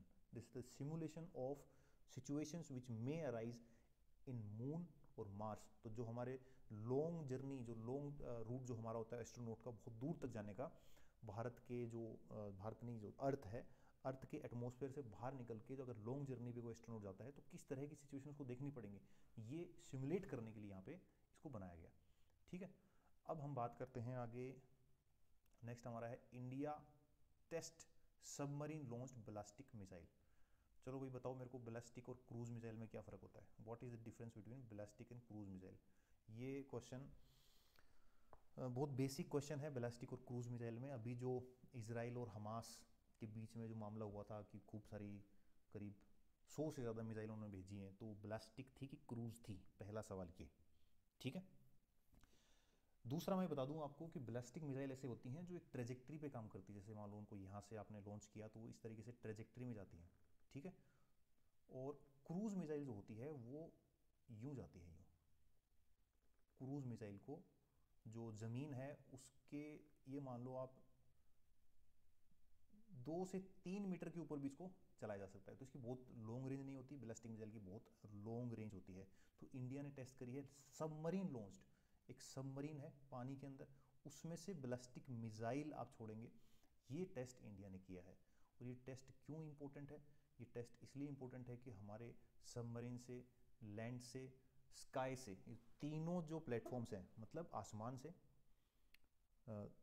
सी से, सबमरीन से और लैंड से, इन तीनों चारों प्लेटफॉर्म पे ही चेक करते रहते हैं सारे वेपन्स को कि वो कैपेबल हैं क्या स्ट्राइक करने के लिए। अब इसके बारे में थोड़ा सा जानें। First long range hypersonic missile, India test launched ballistic missile in a submarine, ठीक है। अब किस सबमरीन पे की थी? ये की थी INS अरीघाट। अरीघाट अभी रिसेंटली खरीदा है, बहुत पुराना नहीं है। INS अरीघाट। इसका क्या नाम है दूसरा? Destroyer of enemy. Destroyer of enemy, ध्यान रखिए, ये भी एक इंपॉर्टेंट क्वेश्चन बन जाता है अपने आप में। INS अरीघाट। किस मिसाइल को टेस्ट किया? इसका नाम है K4। के से बनता है कलाम साहब, कलाम। K4 ballistic missile has been launched by India on INS अरीघाट. It is a submarine. It is also known as destroyer of enemy. और इस बैलिस्टिक मिसाइल, जैसा कि मैंने बताया आपको कि बैलिस्टिक मिसाइल की रेंज बहुत ज़्यादा होती है, तो इसकी रेंज है 3500 किलोमीटर। 3500 किलोमीटर, मतलब ये चाइना और ये सब तो इसके अंदर आगे सारे, ठीक है। चाइना, पाकिस्तान के थोड़ा सा और आगे चलें तो ये पूरा इलाका इसके अंदर आता है। हालांकि ये सबमरीन है तो ये ओशन के जो अगर वॉरफेयर होता है तो उसमें बड़ा काम का है, ठीक है। इसको मैन्युफैक्चर किसने किया है? DRDO ने। तो इंडिजीनियस है इस जो लॉन्च ये ब्लास्टिक मिसाइल है ये। बट जो IRNS अरीघात है ये हमने खरीदा है और रिसेंटली इंडक्ट किया है। ठीक है, तो ये कुछ इंपॉर्टेंट बातें हैं, अगर देखो सुनने से याद रह जाता है कई बार, बट आपको रिवाइज भी करना है। आप रिवीजन करेंगे तो आप आराम से इन क्वेश्चन को कर पाएंगे, क्योंकि ये बहुत ही खोज के इनके बारे में डिटेल जान के फिर मैं आपको बता रहा हूँ। ठीक है, तो और अगर पिछले पेपर्स का पैटर्न देखोगे तो इसी तरह के क्वेश्चन पूछे जाते हैं। कुछ बहुत टिपिकल आ गया, आउट ऑफ द बॉक्स, पता नहीं कहाँ से ढूंढ के उन्होंने बना दिया, तो फिर वो सबके लिए टिपिकल होगा। तो एटलीस्ट ये जो चीज़ें हैं ये तो आप करके जाएं। उसके बाद हम चलते हैं 31st। DRDO carries out a successful flight trial of India's first long-range hypersonic missile of the Odisha coast। Hypersonic क्या होता है भाई? हाइपरसोनिक क्या गजब का नाम है। हाइपरसोनिक का मतलब होता है मैक 5 से ज़्यादा या मैक 5 की स्पीड। मैक 5 का मतलब होता है कि जो मैं बोल रहा हूँ और जो आपको सुन रहा है, जो साउंड की स्पीड है उससे 5 गुना ज़्यादा तेज़ी से चलने वाली मिसाइल हाइपरसोनिक होती है, 5 और अबव। ठीक है, हाइपरसोनिक मिसाइल। स्टेशन जो उड़ीसा में उसका नाम है APJ अब्दुल कलाम आइलैंड, जहाँ पे ये स्टेशन है। ठीक है, और इसकी रेंज है 1500 kilometre. 1500 kilometre. Hypersonic missile ballistic missile नहीं होती है, ओब्वियसली हाइपरसोनिक है, बैलिस्टिक नहीं होगी। बैलिस्टिक मिसाइल नहीं होती है, इसी कारण इसको मैनूवर किया जा सकता है, मतलब इसको एक ट्रेजेक्ट्री दी जा सकती है कि आपको किस किस तरह से चलना है। ठीक है, यूँ। और बैलिस्टिक मिसाइल क्या होती है? वो एक बार लॉन्च होने के बाद अपने हिसाब से ग्रेविटी के अकॉर्डिंग ट्रेजेक्ट्री लेती है, बट इसको मैनूवर किया जा सकता है, तो ये और भी ज़्यादा क्या हो जाती है? घातक हो जाती है दुश्मन के लिए। Then DRDO successfully completes flight test of 75 kilometre guided Pinaka rocket system. Pinaka के बारे में आपने सुना होगा, पिनाका एक रॉकेट लॉन्चर सिस्टम है, बट ये है पिनाका रॉकेट सिस्टम की 75 किलोमीटर गाइडेड जो सिस्टम है उसकी कंप्लीट फ्लाइट का टेस्ट किया DRDO ने। This is MBRL multi barrel rocket system, multi barrel rocket launcher system. This can be navigated, this can be guided. इसके अंदर दोनों तरह के किट हैं, और ये वेरिएंट है किसका? पिनाका मार्क सेकेंड सिस्टम का। पिनाका मार्क सेकेंड सिस्टम का वेरिएंट है। जो ओल्डर पिनाका सिस्टम था उससे इसकी रेंज ज़्यादा है और इसकी एक्यूरेसी भी बेहतर है। नेक्स्ट हम चलते हैं release of basic animal husbandry statistics 2024 on the occasion of national milk day 2024। अब यहाँ थोड़ी बातें आपको जानना जरूरी है इसके लिए, क्योंकि एनिमल हस्बेंड्री, जैसा कि मैंने बताया, एनिमल हस्बेंड्री हुआ या एग्रीकल्चर हुआ, एनवायरनमेंट हुआ, इकोलॉजी, यहाँ से क्वेश्चन आएंगे ही। तो थोड़ा सा इसे डिटेल में देख लेते हैं। मिल्क प्रोडक्शन, पहले किसने इसको ऑर्गेनाइज किया, किसने इसे पब्लिश किया है? Ministry of fisheries, animal husbandry and dairying on the occasion of national milk day 26 November. 26 नवंबर नेशनल मिल्क डे बनाया जाता है। 26 नवंबर को और कौन सा दिन होता है वो बताओ मुझे, थोड़ी देर बाद आगे आने वाला है वो। Based on outcomes of integrated sample survey conducted for the period from 1st March 2023 to 29 February 2024, इस बेसिस पे, इस सैम्पल सर्वे के बेसिस पे इसे रिलीज़ किया गया है, और इसमें बताया गया कि हमारा जो मिल्क प्रोडक्शन है, एग प्रोडक्शन है, मीट प्रोडक्शन है, वूल प्रोडक्शन है, लाइव स्टॉक ग्रोथ है, वो कितनी है। इसके अंदर ध्यान रखने की बात ये है कि इन सब में इंक्रीमेंट हुआ है, ओब्वियसली पहले से बढ़ा होगा। दूसरी बात इंपॉर्टेंट ध्यान रखने की ये है कि India is the largest producer of milk in the world. Top 3 producer India में कौन है? उत्तर प्रदेश नंबर 1, राजस्थान 2 और MP 3। तो ये 3 बातें आपको ध्यान रखनी है। उसके बाद एग प्रोडक्शन में सबसे पहले है आंध्रा, तमिलनाडु दूसरा और तेलंगाना तीसरा। देखो राजस्थान का नंबर यहाँ आता है, तो आपको ये पूछा जा सकता है कि मिल्क प्रोडक्शन में राजस्थान का कौन सा नंबर है, as per the latest live stock जो ये नेशनल मिल्क डे पर रिलीज हुई है इस रिपोर्ट के according. Meat production West Bengal 1, UP 2 और Maharashtra 3। Wool production Rajasthan number 1, Jammu Kashmir, Gujarat. और लाइव स्टॉक की ग्रोथ भी बढ़ी है, कितनी? 7.38 at constant price. Sector grew at a compound annual growth rate. The share of life stock in agriculture gross value added, GVA, GVA किसका होता है, किसी एक पर्टिकुलर सेक्टर का होता है, इंक्रीज फ्रॉम 24.3 टू 30.38 2022 से 23 के अंदर। तो ये बातें आपको इससे रिलेटेड याद रखनी है। कौन रिलीज़ किया इसको, ministry of fisheries animal husbandry dairying. National milk day 26 नवंबर को बनता है, सैंपल सर्वे के बेसिस पे हुआ। मिल्क के अंदर इंडिया नंबर 1 है और राजस्थान नंबर 2 पे है, वूल के अंदर राजस्थान नंबर 2 के ऊपर है। नेक्स्ट आगे चले हम, launch of national mission on natural farming. Natural farming ये क्या है, सेंट्रली स्पॉन्सर्ड स्कीम है। एक होती है central sector scheme, central sector scheme जिसके अंदर 100% पैसा कौन देता है, सेंट्रल गवर्नमेंट। और सेंट्रली स्पॉन्सर्ड स्कीम मतलब it is being shared among centre and the states, ठीक है। Ministry of agriculture and farmer welfare ने इसको लॉन्च किया है। आउटले है इसका 2481 करोड़ और it is the purpose of this mission is to promote natural farming. Next 2 साल के अंदर 15,000 क्लस्टर्स में इन ग्राम पंचायत इसको ऑपरेशनलाइज किया जाएगा। उसके बाद बात करें 21st लाइव स्टॉक सेंसस। अभी देखो ये दोनों में कंफ्यूज नहीं होना आपको। पहली क्या है, basic animal husbandry statistics, basic animal husbandry statistics. दूसरी हम क्या पढ़ रहे हैं, 21वीं लाइव स्टॉक सेंसस, 21वीं लाइव स्टॉक सेंसस। अब 21वीं लाइव स्टॉक सेंसस है तो मैं आपसे पूछूं कि लाइव स्टॉक सेंसस कितने साल में होती है। देखो आप और मैं जो इंसान हैं, भारत देश के जो वासी हैं, इनको गिनने के लिए तो 10 साल में एक बार होता है, बट लाइव स्टॉक का मामला है तो 5 साल में होता है। क्योंकि हमारे मंत्री जी कहते हैं कि लाइव स्टॉक का सीधा सीधा लेना लोगों के साथ है। अगर उनकी हेल्थ अच्छी रहेगी तो जूनोटिक डिजीज़ जो होती हैं, जूनोटिक मतलब जो जानवरों से फैलती हैं, जूनोटिक डिजीज़, तो वो भी कम होंगी, तो उनकी हेल्थ को अच्छा रखा जा सकता है अगर हमें डेटाज एंड फिगर्स पता है। तो इसके अंदर लगभग ये मान लीजिए कि 15 स्पीसीज़ हैं लाइव स्टॉक की जिनको गिना जाएगा। 21st लाइव स्टॉक सेंसस है, ये 1919 में स्टार्ट हुई थी और हर 5 साल में होती है, 5 साल के अंदर। तो ये जो है ये 21वीं है, 21 200 करोड़ का इसके अंदर आउटले रखा गया है, कितना इसमें खर्चा आएगा और टोटल ये कौन देगा, सेंट्रल गवर्नमेंट इसका पूरा पैसे देगी। अक्टूबर से फरवरी तक ये पूरा जो प्रोग्राम है ये एग्जीक्यूट किया जाएगा। अब एक बात आपको ध्यान रखनी है यहाँ पे बहुत इंपॉर्टेंट, ये तो हो गई इसके बारे में बात, ये ठीक है यहाँ से पूछा जा सकता है, बट साथ ही बहुत इंपॉर्टेंट एक जो बात इसमें हुई, इसी के साथ में यहाँ पे एक गवर्नमेंट ने लॉन्च किया 25 मिलियन यूनाइटेड स्टेट डॉलर का एक फंड रिलीज किया है, pandemic fund project, pandemic fund project, and this is funded by G20 pandemic fund, ठीक है, ये आपको ध्यान रखना है।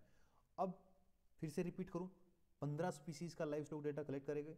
2019 में हुई थी 20वीं 20th live stock, 21st live stock census हो रही है 2024 के अंदर, अक्टूबर मतलब ये अक्टूबर से लेकर फरवरी तक, 24-25 आप दोनों इसके अंदर कह सकते हो, ठीक है। तो ये बात हुई हमारी लाइव स्टॉक सेंसस के बारे में। So the next in the row is Miss Universe pageant. ये खिताब किसने जीता, 2024 मिस यूनिवर्स पेजेंट, ये डेनमार्क की रहने वाली विक्टोरिया केजर थेल्विंग, इन्होंने ये जीता 16 नवंबर 2024 को मैक्सिको सिटी के अंदर। ये मैक्सिको सिटी कहाँ है भाई, Mexico city is in USA and Mexico is a different country in south America, ठीक है। तो Mexico city is in USA। ये फर्स्ट डैन है इस किताब को जीतने वाली, मतलब पहली डेनमार्क की महिला। उसके बाद 37th में बात करें, 66th अखिल भारतीय कालिदास समारोह, ये उज्जैन में कराया गया, उज्जैन में। इसके अंदर बहुत सारे अवार्ड दिए जाते हैं, जिसमें से आपको ध्यान रखना है शास्त्रीय गायन 2023 का जो अवार्ड है वो किसे मिला, पंडित अरविंद पारेख। इसे कंफ्यूज मत होना, एक कालिदास सम्मान भी होता है, कालिदास सम्मान ये देती है मध्य प्रदेश गवर्नमेंट, ये डिफरेंट चीज़ है। ये है अखिल भारतीय कालिदास समारोह, ये उज्जैन में हुआ। शास्त्रीय गायन 2023 पंडित अरविंद पारेख को मिला है। उसके बाद 38वीं जो इम्पोर्टेंट बात है वो ये है रोहिणी नायर अवार्ड। रोहिणी नायर अवार्ड ये किसको मिला, Anil Pradhan for promoting STEM among rural youth.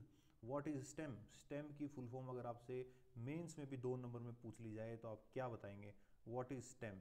Stem का अर्थ है science, technology, engineering and mathematics. Science, technology, engineering and mathematics.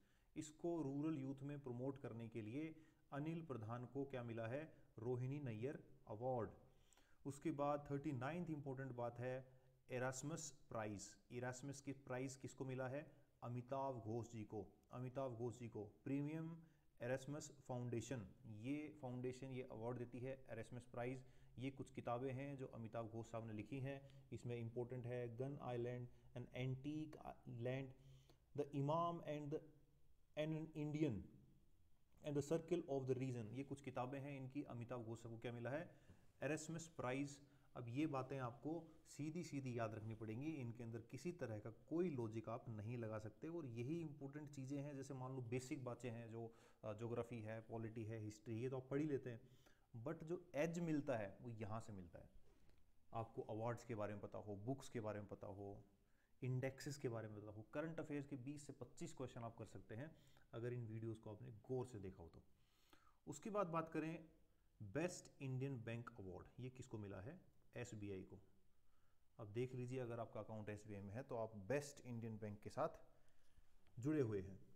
किसने दिया? By global finance magazine at 31st annual best bank award event which occurred during the sideline of international monetary fund IMF and world bank annual meeting 2024 Washington DC, United States. तो IMF और world bank की meeting के साथ में ये जो award है ये घोषित किया गया। ये किसे दिया गया? SBI को। देन कुछ स्पोर्ट्स की बात कर लें। इंडिया वॉन, स्पोर्ट्स के भी 3 से 4 क्वेश्चन आपको देखने को मिलेंगे और बहुत ही अतरंगी तरह के सवाल आते हैं, क्योंकि जो बहुत ज़्यादा आपको न्यूज़ में दिखता है स्पोर्ट्स का, हो सकता है वहाँ से क्वेश्चन ना आए। और बहुत ही छुपी हुई से कुछ टूर्नामेंट्स हैं जो आप जनरली नहीं पढ़ते हैं, वहाँ से क्वेश्चन आ सकता है और आया हुआ भी है पिछले वाले एग्जाम्स के अंदर। India won T20 series against south Africa. तो T20 तो जीत गए और टेस्ट हार गए। T20 जीत गए और टेस्ट हार गए।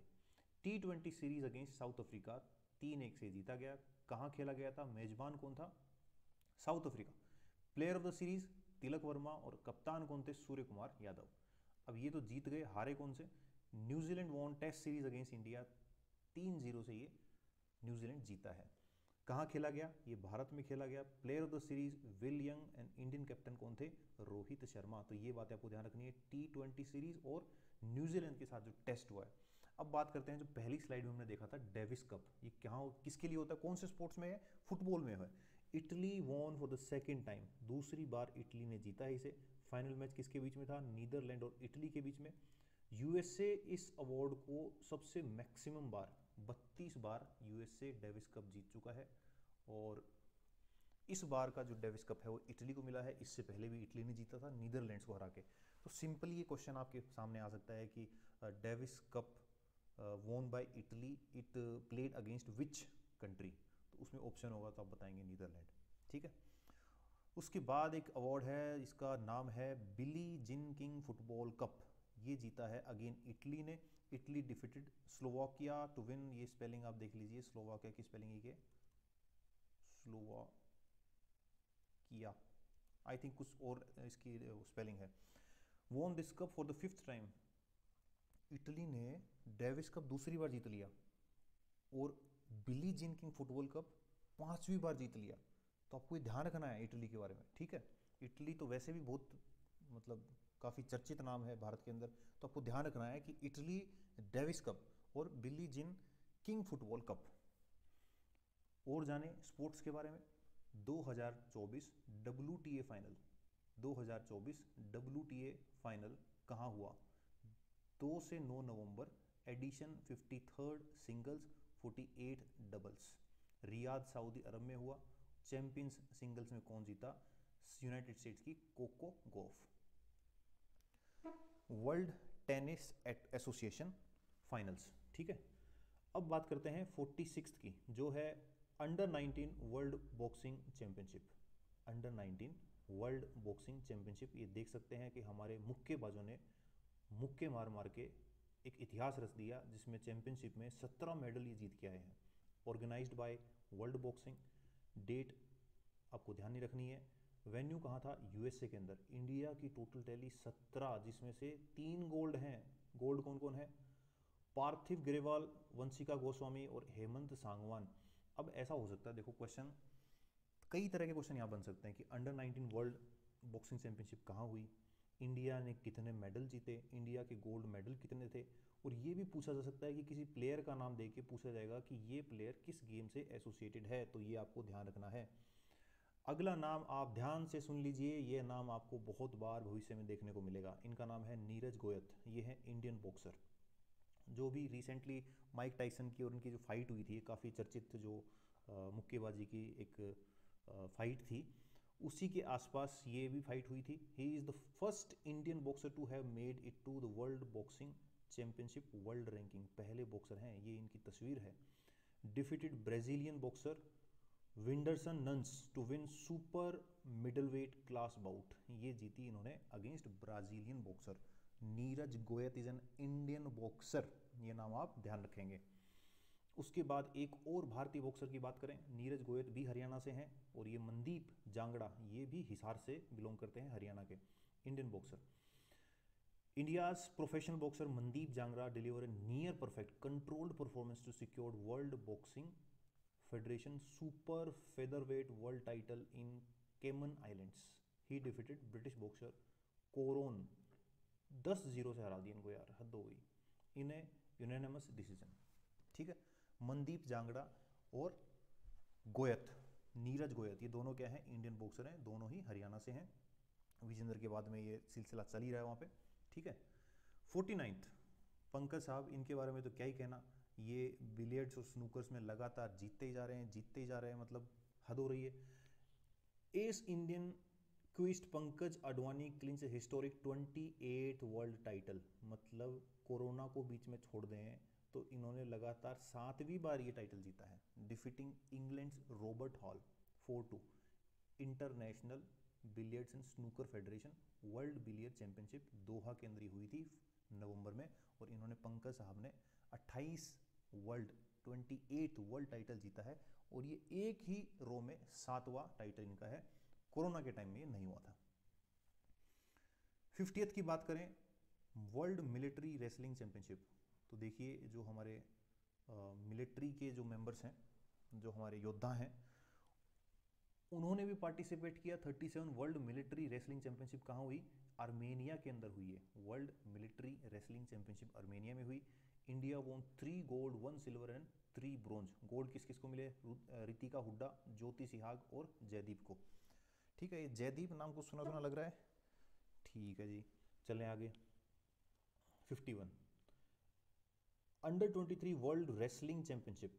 रेसलिंग और बॉक्सिंग में फ़र्क होता है बच्चे। रेसलिंग इज कुश्ती एंड बॉक्सिंग इज मुक्केबाजी। तो under 23 world wrestling championship 2024, under 23 wrestling world championship 2024 कहाँ हुई? अल्बानिया में। इंडिया वोन 1 गोल्ड, किसको मिला? चिराग चिनकारा, 1 सिल्वर और 7 ब्रोंज।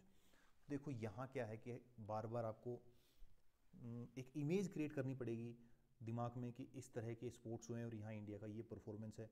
इसी यहाँ पे थोड़ा सा कोस्ट आउटपुट कम रहता है। मैं मानता हूँ कि आपको बहुत सारी चीज़ें याद करनी पड़ती हैं, तब जाके 2-3 क्वेश्चन आपको सही करने होते हैं, बट वही 2-3 क्वेश्चन बहुत ही इंपॉर्टेंट हैं आपके सिलेक्शन करवाने में, तो इसलिए आपको ये पढ़ना पड़ेगा। ठीक है, अब आगे चलते हैं, थोड़ा सा और प्राउड मोमेंट की बात करते हैं। WTT feeder कारकास 2024। टेबल टेनिस के अंदर क्या हुआ?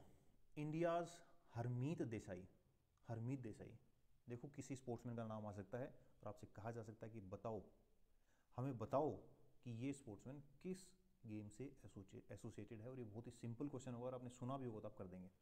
वोन man single title at world table tennis feeder कारकास 2024 tournament in Venezuela, south America का ये देश है।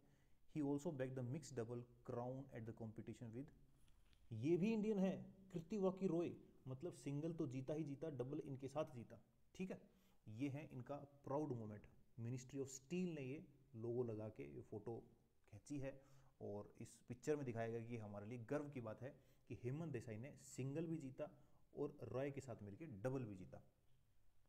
53rd की अगर बात करें, 2024 FIA फॉर्मूला 1 वर्ल्ड चैंपियनशिप। तो देखो हमारे यहाँ तो सारे फॉर्मूला 1 ड्राइवर हैं, बट इस चैंपियनशिप में नहीं जाते हैं। ड्राइवर चैंपियन कौन हुए? मैक्स वेरस्टापेन, 4 टाइम विनर, पक्का ये रेडबुल पीते होंगे। 75th running of formula 1 world championship, ठीक है। ये रेडबुल से ही है, रेडबुल से ही है, ठीक है। 2024 FISU world university championship shooting sports host किया इंडिया ने। This is FISU world university championship shooting New Delhi. Date आपको याद नहीं रखनी। इंडिया फिनिश विद 24 मेडल्स, इसमें 9 गोल्ड, 9 सिल्वर, ब्रोंज, ये सब चीज़ें जो अवार्ड्स हैं इंडिया ने जीते हैं। अब आपकी मुसीबतों को थोड़ा कम करते हुए भारत में आए। 4th national fin swimming championship 2024। Fin swimming, under water sports federation of India USFI in collaboration with physical education foundation of India organized 4th national fin swimming championship. कहाँ की? Doctor Shyam Prasad Mukherjee swimming pool complex New Delhi के अंदर। इसके अंदर आपको ध्यान रखना है कि इसके अंदर जो पहला नाम है वो वेस्ट बंगाल है। अब वेस्ट बंगाल आप समझ लो थोड़ा पानी का इलाका, स्विमिंग विमिंग, तो इस तरीके से आप एसोसिएट लर्निंग कर सकते हो याद करने के लिए, ठीक है। अब है पहाड़ पे चढ़ते हैं थोड़ा। Asian youth climbing championship, Asia के अंदर यूथ क्लाइंबिंग चैंपियनशिप। इंडिया जोगा पूर्ति won the silver medal in the women's under 18 speed climbing event at Asian Youth Climbing Championship. He sets a national record with 8.89 on 18th November. Jamshedpur के अंदर उन्होंने national record बना दिया। Gold medal of the competition was won by Aninda Kalbi Arshila of Indonesia and bronze किसने पाया? South Korea की Jimin Huang ने। तो आपको ध्यान रखना है कि एशिया मतलब हमारे आसपास के देश। एशिया यूथ क्लाइंबिंग चैंपियनशिप के अंदर हमारी जो पार्टिसिपेंट हैं जोगा पूर्ति, उन्होंने सिल्वर मेडल जीता है अंडर 18 के अंदर, और उन्होंने एक रिकॉर्ड बनाया है, नेशनल रिकॉर्ड, नॉट एशियन, ठीक है। अब आगे चलें। मानकी बत्रा कौन है? मानकी बत्रा एसोसिएटेड हैं टेबल टेनिस से। Created history at WTT championship Montpellier 2024 tournament in France. Become the first Indian to reach the quarter final. मतलब जीती तो नहीं, बट क्वार्टर फाइनल में जाने वाली पहली भारतीय हैं ये। उन्होंने किससे हारी? ये people's republic of China in quarter final, but she manage to become the first Indian table tennis player. जैसा कि मैंने बताया आपको, क्वार्टर फाइनल में जाने के लिए इन्होंने एक इतिहास में नाम दर्ज कर दिया है, मोनिका बत्रा ने। टेबल टेनिस, यहाँ तक हो गया स्पोर्ट्स का मामला। अब चलते हैं आपके टैक्स के पैसे का इस्तेमाल कैसे हो रहा है ये देखने वाले एक इंसान के ऊपर, और वो है जो है डॉक्टर भीमराव अंबेडकर ने कहा था कि इस पूरे कॉन्स्टिट्यूशन में अगर सबसे इम्पोर्टेंट कोई है तो वो है CAG, comptroller and auditor general, जिससे सरकार को डर लगता है। ये हमारे गिरीश मुर्मू के बाद में नए CAG बने हैं के संजय मूर्ति। इनको शपथ कौन दिलाता है? इनको शपथ दिलाते हैं प्रेसिडेंट। तो president Droupadi Murmu administer the oath and office and secrecy, ठीक है। मुझे बताओ किस स्केड्यूल के अंदर ये ओथ ऑफ ऑफिस और सीक्रेसी लिखा रहता है, ठीक है। के संजय मूर्ति IAS ऑफिसर्स हैं, हिमाचल प्रदेश कैडर के। गिरीश चंद्र मुर्मू की पोस्ट पे आए हैं। टेन्योर होगा 6 ईयर का और या 65 ईयर्स का, ये आप पॉलिटी में पढ़ते हैं, तो ये ध्यान रखें। के संजय मूर्ति गिरीश चंद्र मुर्मू के बाद में ये अब CAG बने हैं। एक हमने बात की थी इंटरनेशनल सोलर अलायंस की, जिसका हेडक्वार्टर है national institute of solar energy Gurgaon के अंदर। उसका प्रेसिडेंट अपॉइंट किया है इंडिया को। किसे किया है? इंडिया को। ISA असेंबली इलेक्टेड इस प्रेसिडेंट एंड को चेयर फॉर द 2 ईयर 2024 से 26 तक। Ongoing 7th session Bharat Mandapam new Delhi के अंदर ये 7th सेशन हुआ, उसके अंदर ये प्रेसिडेंट को इलेक्ट किया गया। और किसे इलेक्ट किया गया है? India was the sole contender for the post of president while the co presidency. इसके अंदर कॉम्पिटिशन था फ्रांस और ग्रेनेडा में, और फ्रांस जीत गया है, ठीक है। और इनिशियली भी आपको पता होगा कि इंडिया और फ्रांस का ही इसके अंदर पार्टिसिपेशन देखने को मिलता है। उसके बाद कुछ रैपिड फायर क्वेश्चन करते हैं, ठीक है। Who got the top position in the latest test bowling ranking in ICC? Jasprit Bumrah. इसकी बॉलिंग एक्शन बड़ा शानदार है, जसप्रीत बुमराह। बॉलिंग एक्शन बिल्कुल डिफरेंट है, अलग है। तो ये क्या है, टेस्ट बॉलिंग रैंकिंग में number 1। Australia's most successful swimmer winning 14 Olympic medals who recently announce retirement, Emma McKeon. कौन से ऐसे प्लेयर हैं जो ICC men's T20 international player of the ranking में नंबर 1 आए हैं? उनका नाम है हार्दिक पांड्या। ठीक है, काफ़ी मुसीबतों में है फिलहाल। पारिवारिक काफ़ी सारे प्लेयर हमारे हैं जिनका पारिवारिक जीवन थोड़ा सा एक चर्चा का विषय बना हुआ है, उसमें एक हार्दिक पांड्या भी हैं, बट यहाँ खेल जगत में इनको ये उपाधि प्राप्त हुई है।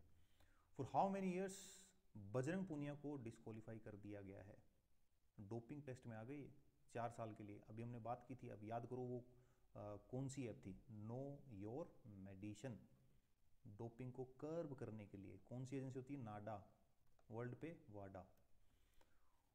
Where will the Khelo India youth games and para games, Khelo India और पैरा गेम्स कहाँ होंगे? अब हमारे बिहार में होंगे 2025 अप्रैल में।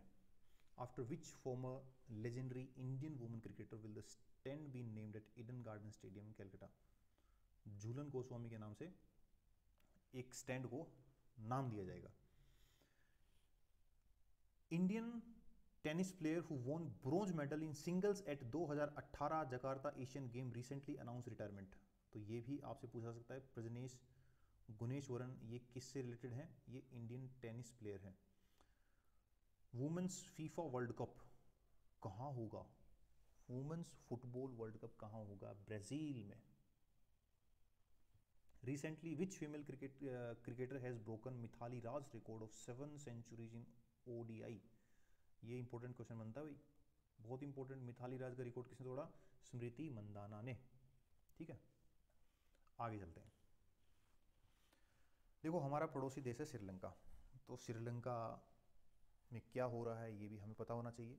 अब आपके लिए एक सवाल है कि श्रीलंका के अंदर प्रेसिडेंशियल फॉर्म ऑफ गवर्नमेंट है या पार्लियामेंट्री फॉर्म ऑफ गवर्नमेंट है या semi presidential form of government है, ये आप मुझे बताएं। 69th प्रधानमंत्री बनी हैं श्रीलंका के Harini Amarasuriya became the prime minister of Sri Lanka, और यहाँ के जो प्रेसिडेंट हैं अनुराग कुमार दिशांके, इन्होंने एक 21 कैबिनेट को शपथ दिलाई। Amarasuriya took office as the 16th prime minister of Sri Lanka. वो तीसरी ऐसी वुमेन है, she is the third women to hold the post of prime minister Sri Lanka. उनसे पहले जो 2 वुमेन प्राइम मिनिस्टर रही, उनका नाम है श्री मावो बंदारनाइके और चंद्रिका कुमारतुंगा। तो ये तीसरी वुमेन प्राइम मिनिस्टर हैं श्रीलंका की, इनका नाम है हारिनी अमरासूरिया। ठीक है, ये आपको याद रखना है। उसके बाद आगे चलें। कोई शक्कनी कर चेकनी, ये गाना आपने सुना होगा जरूर। Punjabi singer Shubh becomes United Nations global climate brand ambassador.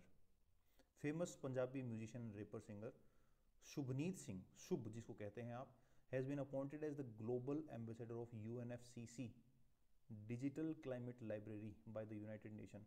और ये एक बहुत मतलब महान हस्तियों की लिस्ट में आ गए हैं। इससे पहले इन्होंने डेविड बेकम और जो लियोनार्डो डिकैप्रियो, ये जो हस्तियां हैं ये ब्रांड एम्बेसडर रह चुकी हैं, और अब इनको यूनाइटेड नेशन ने अपॉइंट किया है। सोनू सूद को थाईलैंड का क्या बना दिया है? Brand ambassador. Tourist and sports को लेके उन्होंने कोविड-19 के टाइम में बहुत अच्छा काम किया, इस बात को देखते हुए उन्होंने बनाया गया है। अब कुछ बुक्स की बात कर लें। बुक्स के बारे में 1-2 चीज़ें तो हमने डिस्कस की थी, जिसमें पहला था रतन टाटा ए लाइफ, किसने लिखी? थॉमस मैथ्यू ने। शाहरुख खान साहब के ऊपर एक किताब लिखी है, Shahrukh Khan legend icon star, ये लिखी है मोहर बासु ने। नवंबर मंथ की ये न्यूज़ है। Nehru's India, professor Aditya Mukherjee, professor Aditya Mukherjee Nehru के ऊपर बड़ी किताबें लिखी हैं आज तक, और ये एक नई किताब आ गई है नेहरूज इंडिया, कि नेहरू का भारत क्या है, प्रोफेसर आदित्य मुखर्जी। अब बात करते हैं हमारे जाने माने रामचंद्र गुहा जी के बारे में। रामचंद्र गुहा, ये इनकी तस्वीर है। Speaking with nature the origin of Indian environmentalist. Ramachandra Guha एक हिस्टोरियन है, आपने इनकी किताब पढ़ी होगी, और NCERTs में इनका नाम आपने देखा होगा कि हिस्ट्री की किताबों में काफ़ी इनका योगदान है। Friends India's closest strategic partners, ये लिखी है श्रीराम चूलिया ने। ठीक है, तो ये बुक्स का नाम को ध्यान रखना है। बुक्स के ऊपर सीधा क्वेश्चन आ सकता है, मैच द फॉलोइंग आ सकता है, तो बहुत ही इंपॉर्टेंट अपने आप में सवाल हो जाता है। उसके बाद हम आगे चलें 77th national legal service day. आपके लिए सवाल ये है कि आर्टिकल 38, आर्टिकल 39 ए, 39 ई, 39 एफ, 39 डी, या मान लीजिए 39 के साथ में जो सब क्लोज हैं उनमें से कौन सा सब क्लोज फ्री लीगल एड के बारे में डिस्कस करता है कॉन्स्टिट्यूशन का। A B C D E F, ये जो आर्टिकल्स हैं इनमें से कौन सा आर्टिकल फ्री लीगल एड के बारे में बताता है, और फ्री लीगल एड से रिलेटेड जो आर्टिकल है ये किस कॉन्स्टिट्यूशनल अमेंडमेंट एक्ट से ऐड किया गया, 38th, 42nd, 43rd, 44th, इनमें से आपको उत्तर देना है। अब मैं बताता हूँ आपको नेशनल लीगल सर्विस डे कब बनाया जाता है। National legal service day 9th of every year बनाया जाता है, और ये क्यों बनाया जाता है? It is to promote the legal awareness and ensure access to justice for all citizens. तो 9 नवंबर को, क्योंकि हम नवंबर की बात कर रहे हैं तो बहुत ही इंपॉर्टेंट है जानना आपके लिए कि नवंबर में 9 तारीख को ये दिन बनाया जाता है। गुरु नानक देव जयंती, गुरु नानक देव जयंती सिख समुदाय के पहले गुरु, गुरु नानक देव जयंती, जिसे गुरु पर्व भी कह सकते हैं, ये सेलिब्रेट किया गया। गुरु नानक देव द फर्स्ट सिख गुरु, 15 नवंबर को सेलिब्रेट किया गया। ये हम बात करें कि नवंबर के मंथ में जो इंपॉर्टेंट डेज हैं या जो कुछ वीक्स हैं तो वो भी आपसे पूछे जा सकते हैं, तो हर मंथ का आपको थोड़ा थोड़ा ये पता होना चाहिए, बहुत इंपॉर्टेंट बातें जो हैं, ठीक है।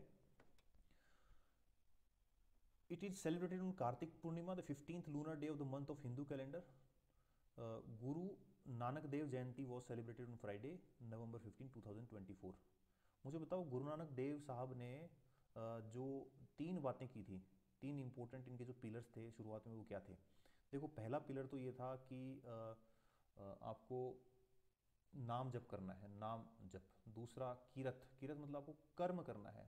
जो भक्ति मूवमेंट में इन्होंने बताया कि भाई देखो, भक्ति का केवल ये मतलब नहीं है कि आप संन्यास ही ले लें, आप जो कर्म भी करते हैं तो वो भी एक तरह की भक्ति है, कर्म। और दूसरा है फिर उसके बाद वंग चकना, मतलब वंट चकना, मतलब आपको कुछ बांट के आपको अपने खाना है, या फिर आपको ये देखना है कि किस गरीब इंसान के पास या किसी ज़रूरतमंद के पास अगर कोई साधन संपदा नहीं है तो आपको उसके साथ शेयर करनी है। ये गुरु नानक देव साहब ने, गुरु नानक देव जी ने सिख समुदाय को सिखाया, और इनफैक्ट पूरे भारत को ही सिखाया। उसके बाद बात करते हैं 79th कॉन्स्टिट्यूशन डे। मैंने शुरुआत में आपसे पूछा था कि भाई हम बात कर रहे थे 26 नवंबर को नेशनल मिल्क डे पे, तो नेशनल मिल्क डे के दिन एक और इम्पोर्टेंट दिन होता है, वो कौन सा है? ये है constitution day. Ministry of social justice and environment, बहुत इंपॉर्टेंट बात है ये। देखो, ये आपसे क्वेश्चन पूछा जा सकता है कि ये कौन सी मिनिस्ट्री ने अनाउंस किया था? Ministry of social justice and empowerment ने 19 नवंबर 2015 को ये डिसाइड किया था, नोटिफाई किया था कि अब से हम 26 नवंबर को क्या बनाएंगे? कॉन्स्टिट्यूशन डे बनाएंगे, to promote the constitution values among citizen. उसके बाद इंपॉर्टेंट बात है vigilance awareness week. Vigilance awareness week, vigilance किस लिए? कि हमारे जो सरकारी कार्यालय हैं, कर्मचारी हैं, उनके बीच में करप्शन ना हो, सत्यनिष्ठा हो, ठीक है। तो CVC observes, central vigilance commission, Santhanam committee observes vigilance awareness week every year in the week of birth anniversary of Sardar Vallabhbhai Patel falls. Sardar Vallabhbhai Patel was a upright person, upright man, leader of India.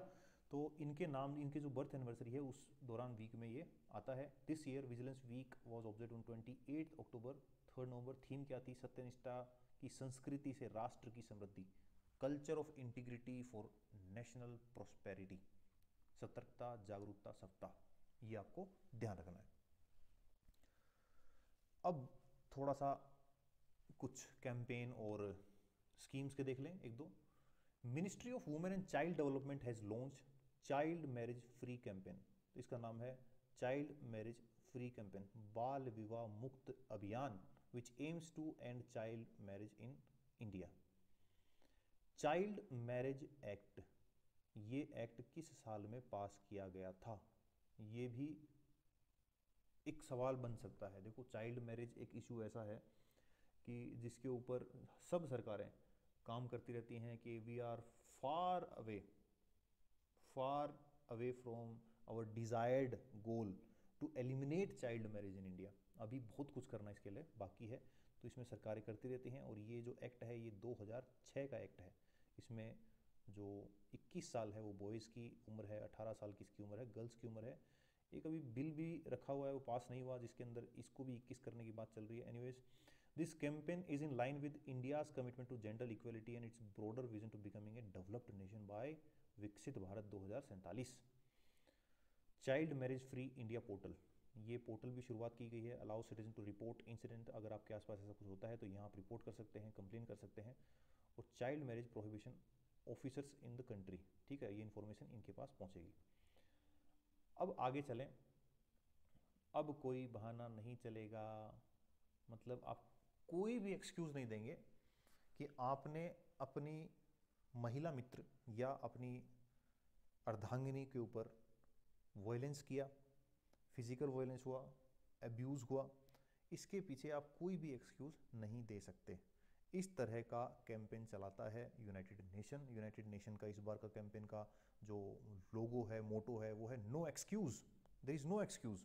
तो इस no excuse को लेके ही विभिन्न देशों में through out the global community अपने अपने level के ऊपर सब ने अपना एक प्रोग्राम चलाया है। और हमारे प्रोग्राम का नाम है अब कोई बहाना नहीं, अब कोई बहाना नहीं। Annapurna Devi, union minister, launch national campaign अब कोई बहाना नहीं, 25 तारीख को ही लॉन्च किया गया, ठीक है।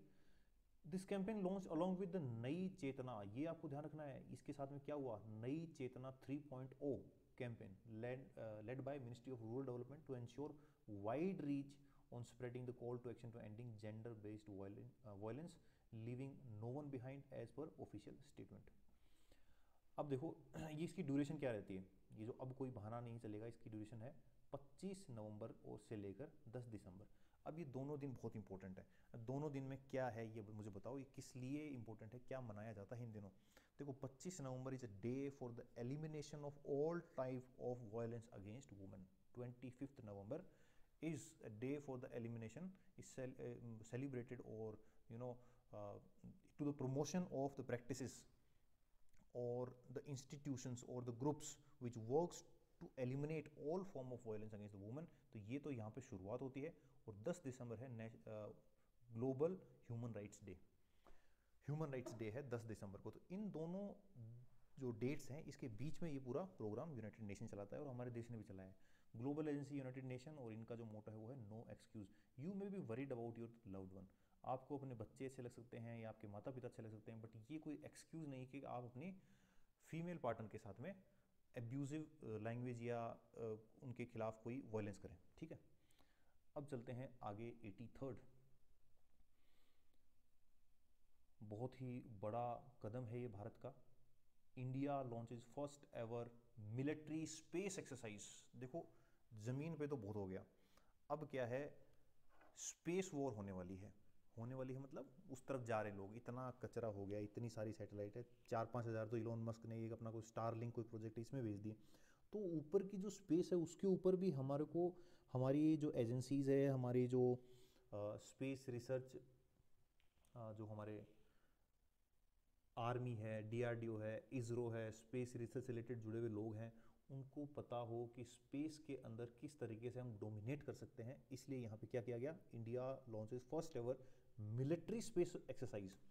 3 डे एक्सरसाइज थी, नवंबर 11 से लेकर 13 तक ये चली। ये आपके सामने फोटो है, डिफेंस स्पेस एजेंसी, इसका नाम है अंतरिक्ष अभ्यास 2024। As space is becoming increasingly contested, competitive and commercial. ये है आज हालत हमारे अंतरिक्ष की कि बहुत ज़्यादा भीड़ हो गई है, कंटेस्ट कर रहे हैं कि ये एरिया मेरा, ये बैंड मेरा, ये फ्रिक्वेंसी मेरी, कॉम्पिटिटिव हो गया और कमर्शियल हो गया है। The activity seeks to enhance understanding of space based assets and services. तो इसके अंदर काफ़ी सारे रिलेटेड और एसोसिएटेड स्टेक होल्डर्स ने पार्टिसिपेट किया। 5th edition of India Vietnam joint military exercise Abhinav, Abhinav नहीं, विनबे, विनबे, इसको मैं रब कर देता हूँ यहाँ से, अभिनव तो कैसे ही होगा। India Vietnam joint military exercise VINBAX 2024 commences at Ambala. ये आपको ध्यान रखना है, अम्बाला के अंदर इंडिया और वियतनाम की जॉइंट मिलिट्री एक्सरसाइज शुरू हुई है। 13th edition of joint military exercise Agni Warrior. Agni Warrior किस किस के बीच में होती है भाई? इंडियन आर्मी और Singapore arm forces, concluded at Devlali Maharashtra 30 नवंबर 2024। शुरुआत में हमने देखा था Vajra Prahar 15th edition of US India joint special forces exercise held in Idaho, this is in USA, यहाँ ये एक्सरसाइज हुई है। ठीक है, अब आगे चलें, थोड़ा सा और एक्सरसाइजेस के बारे में जानें। ये एक्सरसाइज आपको ध्यान रखनी है, पूर्वी प्रहार। पूर्वी प्रहार, इसमें कोई देश नहीं है, ये केवल भारत की है और भारत की ही आर्मी, नेवी, एयरफोर्स, इन्होंने जॉइंट एक्सरसाइज अरुणाचल प्रदेश में की। 4 दिन की एक्सरसाइज थी, इसका नाम है Purvi Prahar. Validated the effectiveness of joint structure of intelligence gathering, surveillance, reconnaissance, rapid mobilization, deployment and operational logistics, इन सब इश्यूज के ऊपर यहाँ पे इन्होंने एक्सरसाइज की। आर्मी, नेवी, एयरफोर्स, इंडिया की तीनों फोर्सेज एक साथ जो एक्सरसाइज करती हैं उसका नाम है पूर्वी प्रहार। पूर्वी मतलब पूर्व में, नॉर्थ ईस्ट, तो अरुणाचल प्रदेश। ठीक है, Austra Hind 2024, as the name suggest, Australia और Hind, India, Australian army 13th brigade depart from 3rd iteration of exercise Austra Hind 2024 held this year in India. Pune के अंदर एक्सरसाइज हुई, 3 week joint military training activity हुई, cultural exchange भी दोनों Nations के बीच में हुआ। अब आपको ये आप पॉज करके या जो पीडीएफ आपके टेलीग्राम पे होगी वहाँ ध्यान रखना है कि इंडियन एयरफोर्स की किन कंट्री से जो एक्सरसाइज होती हैं वो कौन सी हैं। यहाँ आप देखेंगे इंडियन आर्मी की हैं, यहाँ है इंडियन नेवी की। तो इन सभी एक्सरसाइज को एक बार रिवीजन मार लेना, कहीं कोई क्वेश्चन आ गया तो आप आराम से कर सकते हैं। ठीक है, तो यहाँ हम एक एक को ऐसे डिस्कस नहीं करेंगे, आप इसको पीडीएफ से देख सकते हैं। जैसे कोप इंडिया है, joint exercise of India with USA air force and Japan, इसका ऑब्जर्वर है। इनोकोच first air exercise between India and Greece है। अगर आप आर्मी की बात करें तो यहाँ पे खंजर है किर्गिस्तान से, ऑस्ट्रेलिया के साथ युद्धापास, यूएसए के साथ में गरुड़ शक्ति, इंडोनेशिया, लिमाटाई इंडिया सेचल्स के साथ में है, वज्र प्रहार यूएसए के साथ में है, और मैत्री है थाईलैंड के साथ में, शक्ति है फ्रांस के साथ में। इस तरीके से सारी आपको ये पता होनी चाहिए। ठीक है मेरे प्यारे बच्चों, अब आगे चलते हैं। So the next is about the world's biggest traveller. दुनिया का सबसे बड़ा ट्रेवलर कौन है? ये हैं raptor Amur falcon. 9th Amur falcon festival celebrate किया गया तमेंगलोंग मणिपुर के अंदर। तमेंगलोंग मणिपुर, ये किस लिए है? To raise awareness about Amur falcon, the world's longest travelling birds, world's longest travelling raptors. ये अपनी शुरुआत करते हैं यहाँ से रशिया और चाइना बॉर्डर जो साइबेरिया है वहाँ से, उसके बाद ये चाइना से होते हुए यहाँ आते हैं इंडिया में। नॉर्थ ईस्ट में नागालैंड को तो वैसे कहते हैं कि it is the Amur falcon capital of the world, but ये मणिपुर में ये फेस्टिवल ऑर्गेनाइज किया जाता है 9th अमूर फाल्कोन फेस्टिवल। याद रखिएगा, मणिपुर मणिपुर मणिपुर। उसके बाद ये देखिए इनकी जो टोटल जो फ्लाइट है वो होती है लगभग 22,000 किलोमीटर, 22,000 किलोमीटर। इनका ब्रीडिंग सेंटर है यहाँ पे, और अमूर नाम की एक रिवर है, इस कारण इनका नाम है अमूर फाल्कोन। और फिर यहाँ से होते हुए वेस्टर्न घाट्स, फिर अरेबियन ओशियन को पार करते हुए सोमालिया, तस्मानिया, जिम्बाब्वे और जो साउथ अफ्रीका है, यहाँ ये रुकने के बाद वापस जाते हैं। और हमारे जो नॉर्थ ईस्टर्न का पार्ट है यहाँ रुकते हैं ये लगभग अक्टूबर से दिसंबर के बीच में, अक्टूबर से दिसंबर के बीच में। तो इस समय नवंबर में ये अमूर फाल्कोन बनाया जाता है। 9th Amur falcon is in Tamenglong Manipur. Next is 94th the Hague based the Hague prize OPCW किसको दिया गया? याद करो, the based international criminal court has issued an arrest warrant against the prime minister of which country accusing him crime against humanity in war crimes. तो Israel के Benjamin Netanyahu के against ये warrant issue किया है international criminal court ने, accusing him of crime against humanity in war. ये जो Gaza और इसराइल के बीच में जो युद्ध अभी चल रहा है इसके कारण, Gaza Hamas. Where was the country's first constitution museum establish? ये भी इंपॉर्टेंट न्यूज़ है। कॉन्स्टिट्यूशन म्यूजियम कहाँ बनाया गया है? ये हरियाणा में सोनीपत में OP जिंदल यूनिवर्सिटी के अंदर बनाया गया है। इसके अंदर ये काफ़ी एक मतलब प्लेस टू विजिट है, कभी आप जा सकें तो। कॉन्स्टिट्यूशन से रिलेटेड जितनी भी जानकारियाँ हैं बहुत ही अच्छे तरीके से यहाँ पे दिखाई गई है। On November 11, 2024, justice Sanjeev Khanna was sworn in as which chief justice of India? ये भी इंपॉर्टेंट क्वेश्चन बनता है कि कौन से चीफ जस्टिस हैं? 51वें चीफ जस्टिस हैं। इनसे पहले कौन थे? डी.वाई. चंद्रचूड़। ये इनका टेन्योर बहुत ज़्यादा नहीं है। डी.वाई. चंद्रचूड़ बहुत लंबे समय के लिए चीफ जस्टिस रहे हैं। इनका टेन्योर लगभग मई 2025 तक है। उसके बाद हमारे जो अगले चीफ जस्टिस होंगे वो बी.आर. गवई होंगे। और इसी के साथ अगर आपसे पूछूंगा कि first chief justice of India कौन थे, तो वो थे हरीलाल जे कानिया। हरीलाल जे कानिया, ठीक है। आगे बात करें, by election on 7 seats of Rajasthan assembly. By election आपको ध्यान रखना है क्योंकि राजस्थान से रिलेटेड न्यूज़ है अब ये। BJP won 5 seat by election held in November 2024 for 7 vacant seat of 16th legislative assembly. इसी के साथ ये 200 सीट टोटल भर गई हैं। वन ईच वोन बाय कांग्रेस एंड भारतीय आदिवासी पार्टी, ठीक है। 5 इन्होंने जीती, एक कांग्रेस ने, एक भारतीय आदिवासी पार्टी ने। और इस समय हमारे 200 में से 21 जो एमएलए हैं वो हैं वुमेन्स हैं। एस्टेब्लिशमेंट ऑफ ज्ञान शक्ति इन साउथ वेस्ट कमांड। राजस्थान के अंदर Indian आर्मीज south western command has establish a new strategic think tank named ज्ञान शक्ति। तो ये अगर वन वर्ड में मतलब आपसे पूछे जाए वन लाइनर, ज्ञान शक्ति क्या है, तो ये है establishment of south western command. Gyan Shakti क्या है? New strategic think tank. The initiative aim to promote research, analysis and formulation of military strategies in the region. उसके बाद राजस्थान में सोने का भंडार मिला है। 1000 ton gold reserves at 60 places in Salumbar Ghatol. तो एरिया से रिलेटेड क्वेश्चन आते हैं। अजायब घर है ये मिनरल्स का, तो यहाँ मिनरल्स के ऊपर क्वेश्चन आना संभावित है। जो कन्वेंशनल ऑफ ज्योग्राफी में पढ़ते हैं वहाँ से भी आ सकता है, और ये जो नई डिस्कवरी है यहाँ से भी आ सकता है। रिसर्च किसने की? Karnataka geologist V.N. वासुदेवा ने, हु डिस्कवर्ड SGF इसका नाम है, Salumbar Ghatol field. Mark from Salumbar to Ghatol in Banswara, ये बांसवाड़ा में है। 25 टन सोना यहाँ से एनुअली निकल सकता है, ऐसी संभावना है, ऐसे एस्टिमेट है। अब आप थोड़े से फील्ड के बारे में जाने।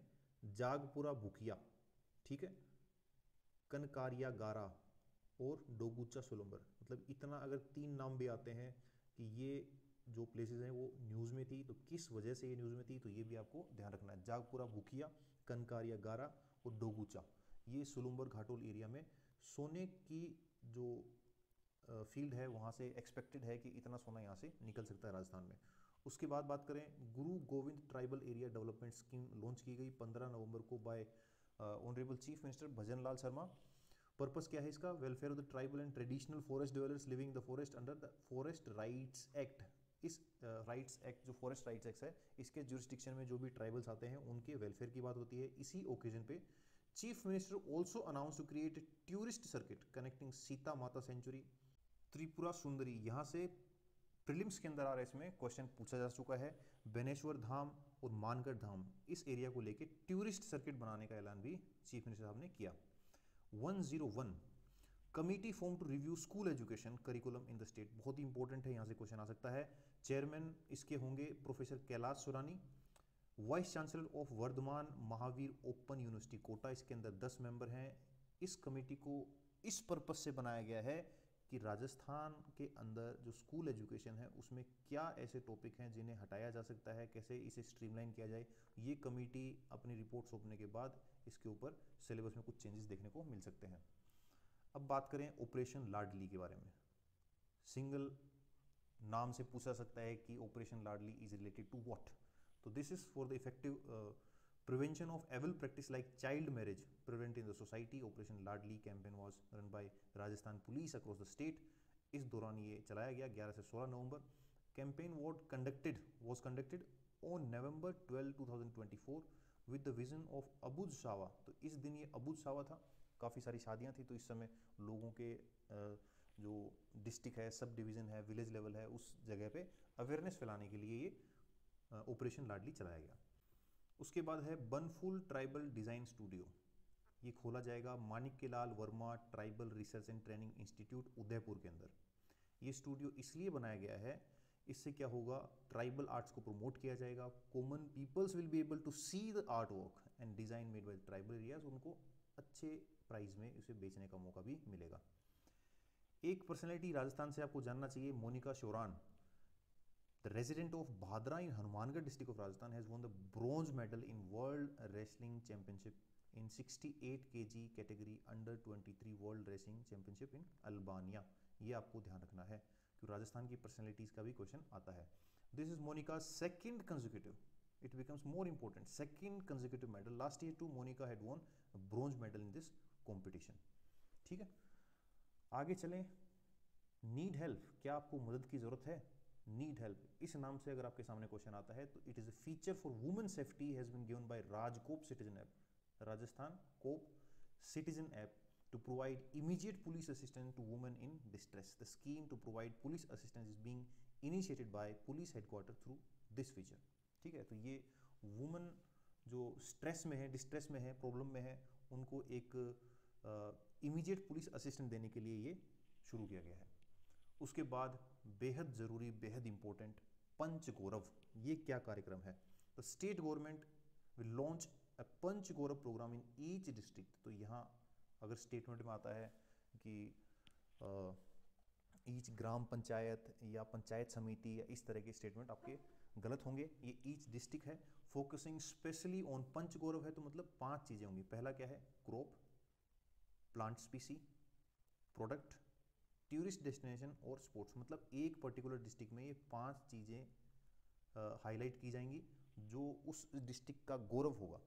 Under this these 5 elements identified in these categories for each state will be known as Panch Gaurav.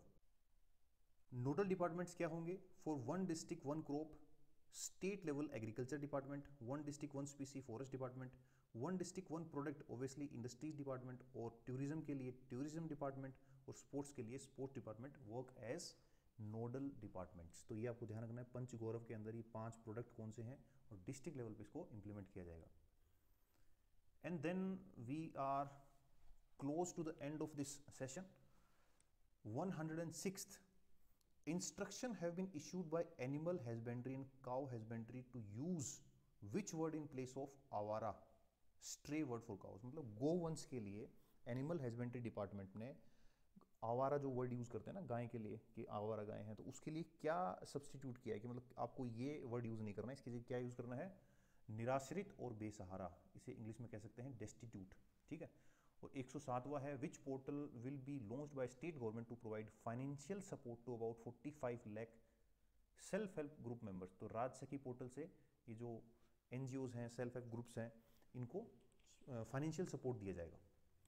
And finally 108 which campaign is being run by Jaipur District Department against overcrowded vehicles as well as drivers violating driving rules, and that is कवच।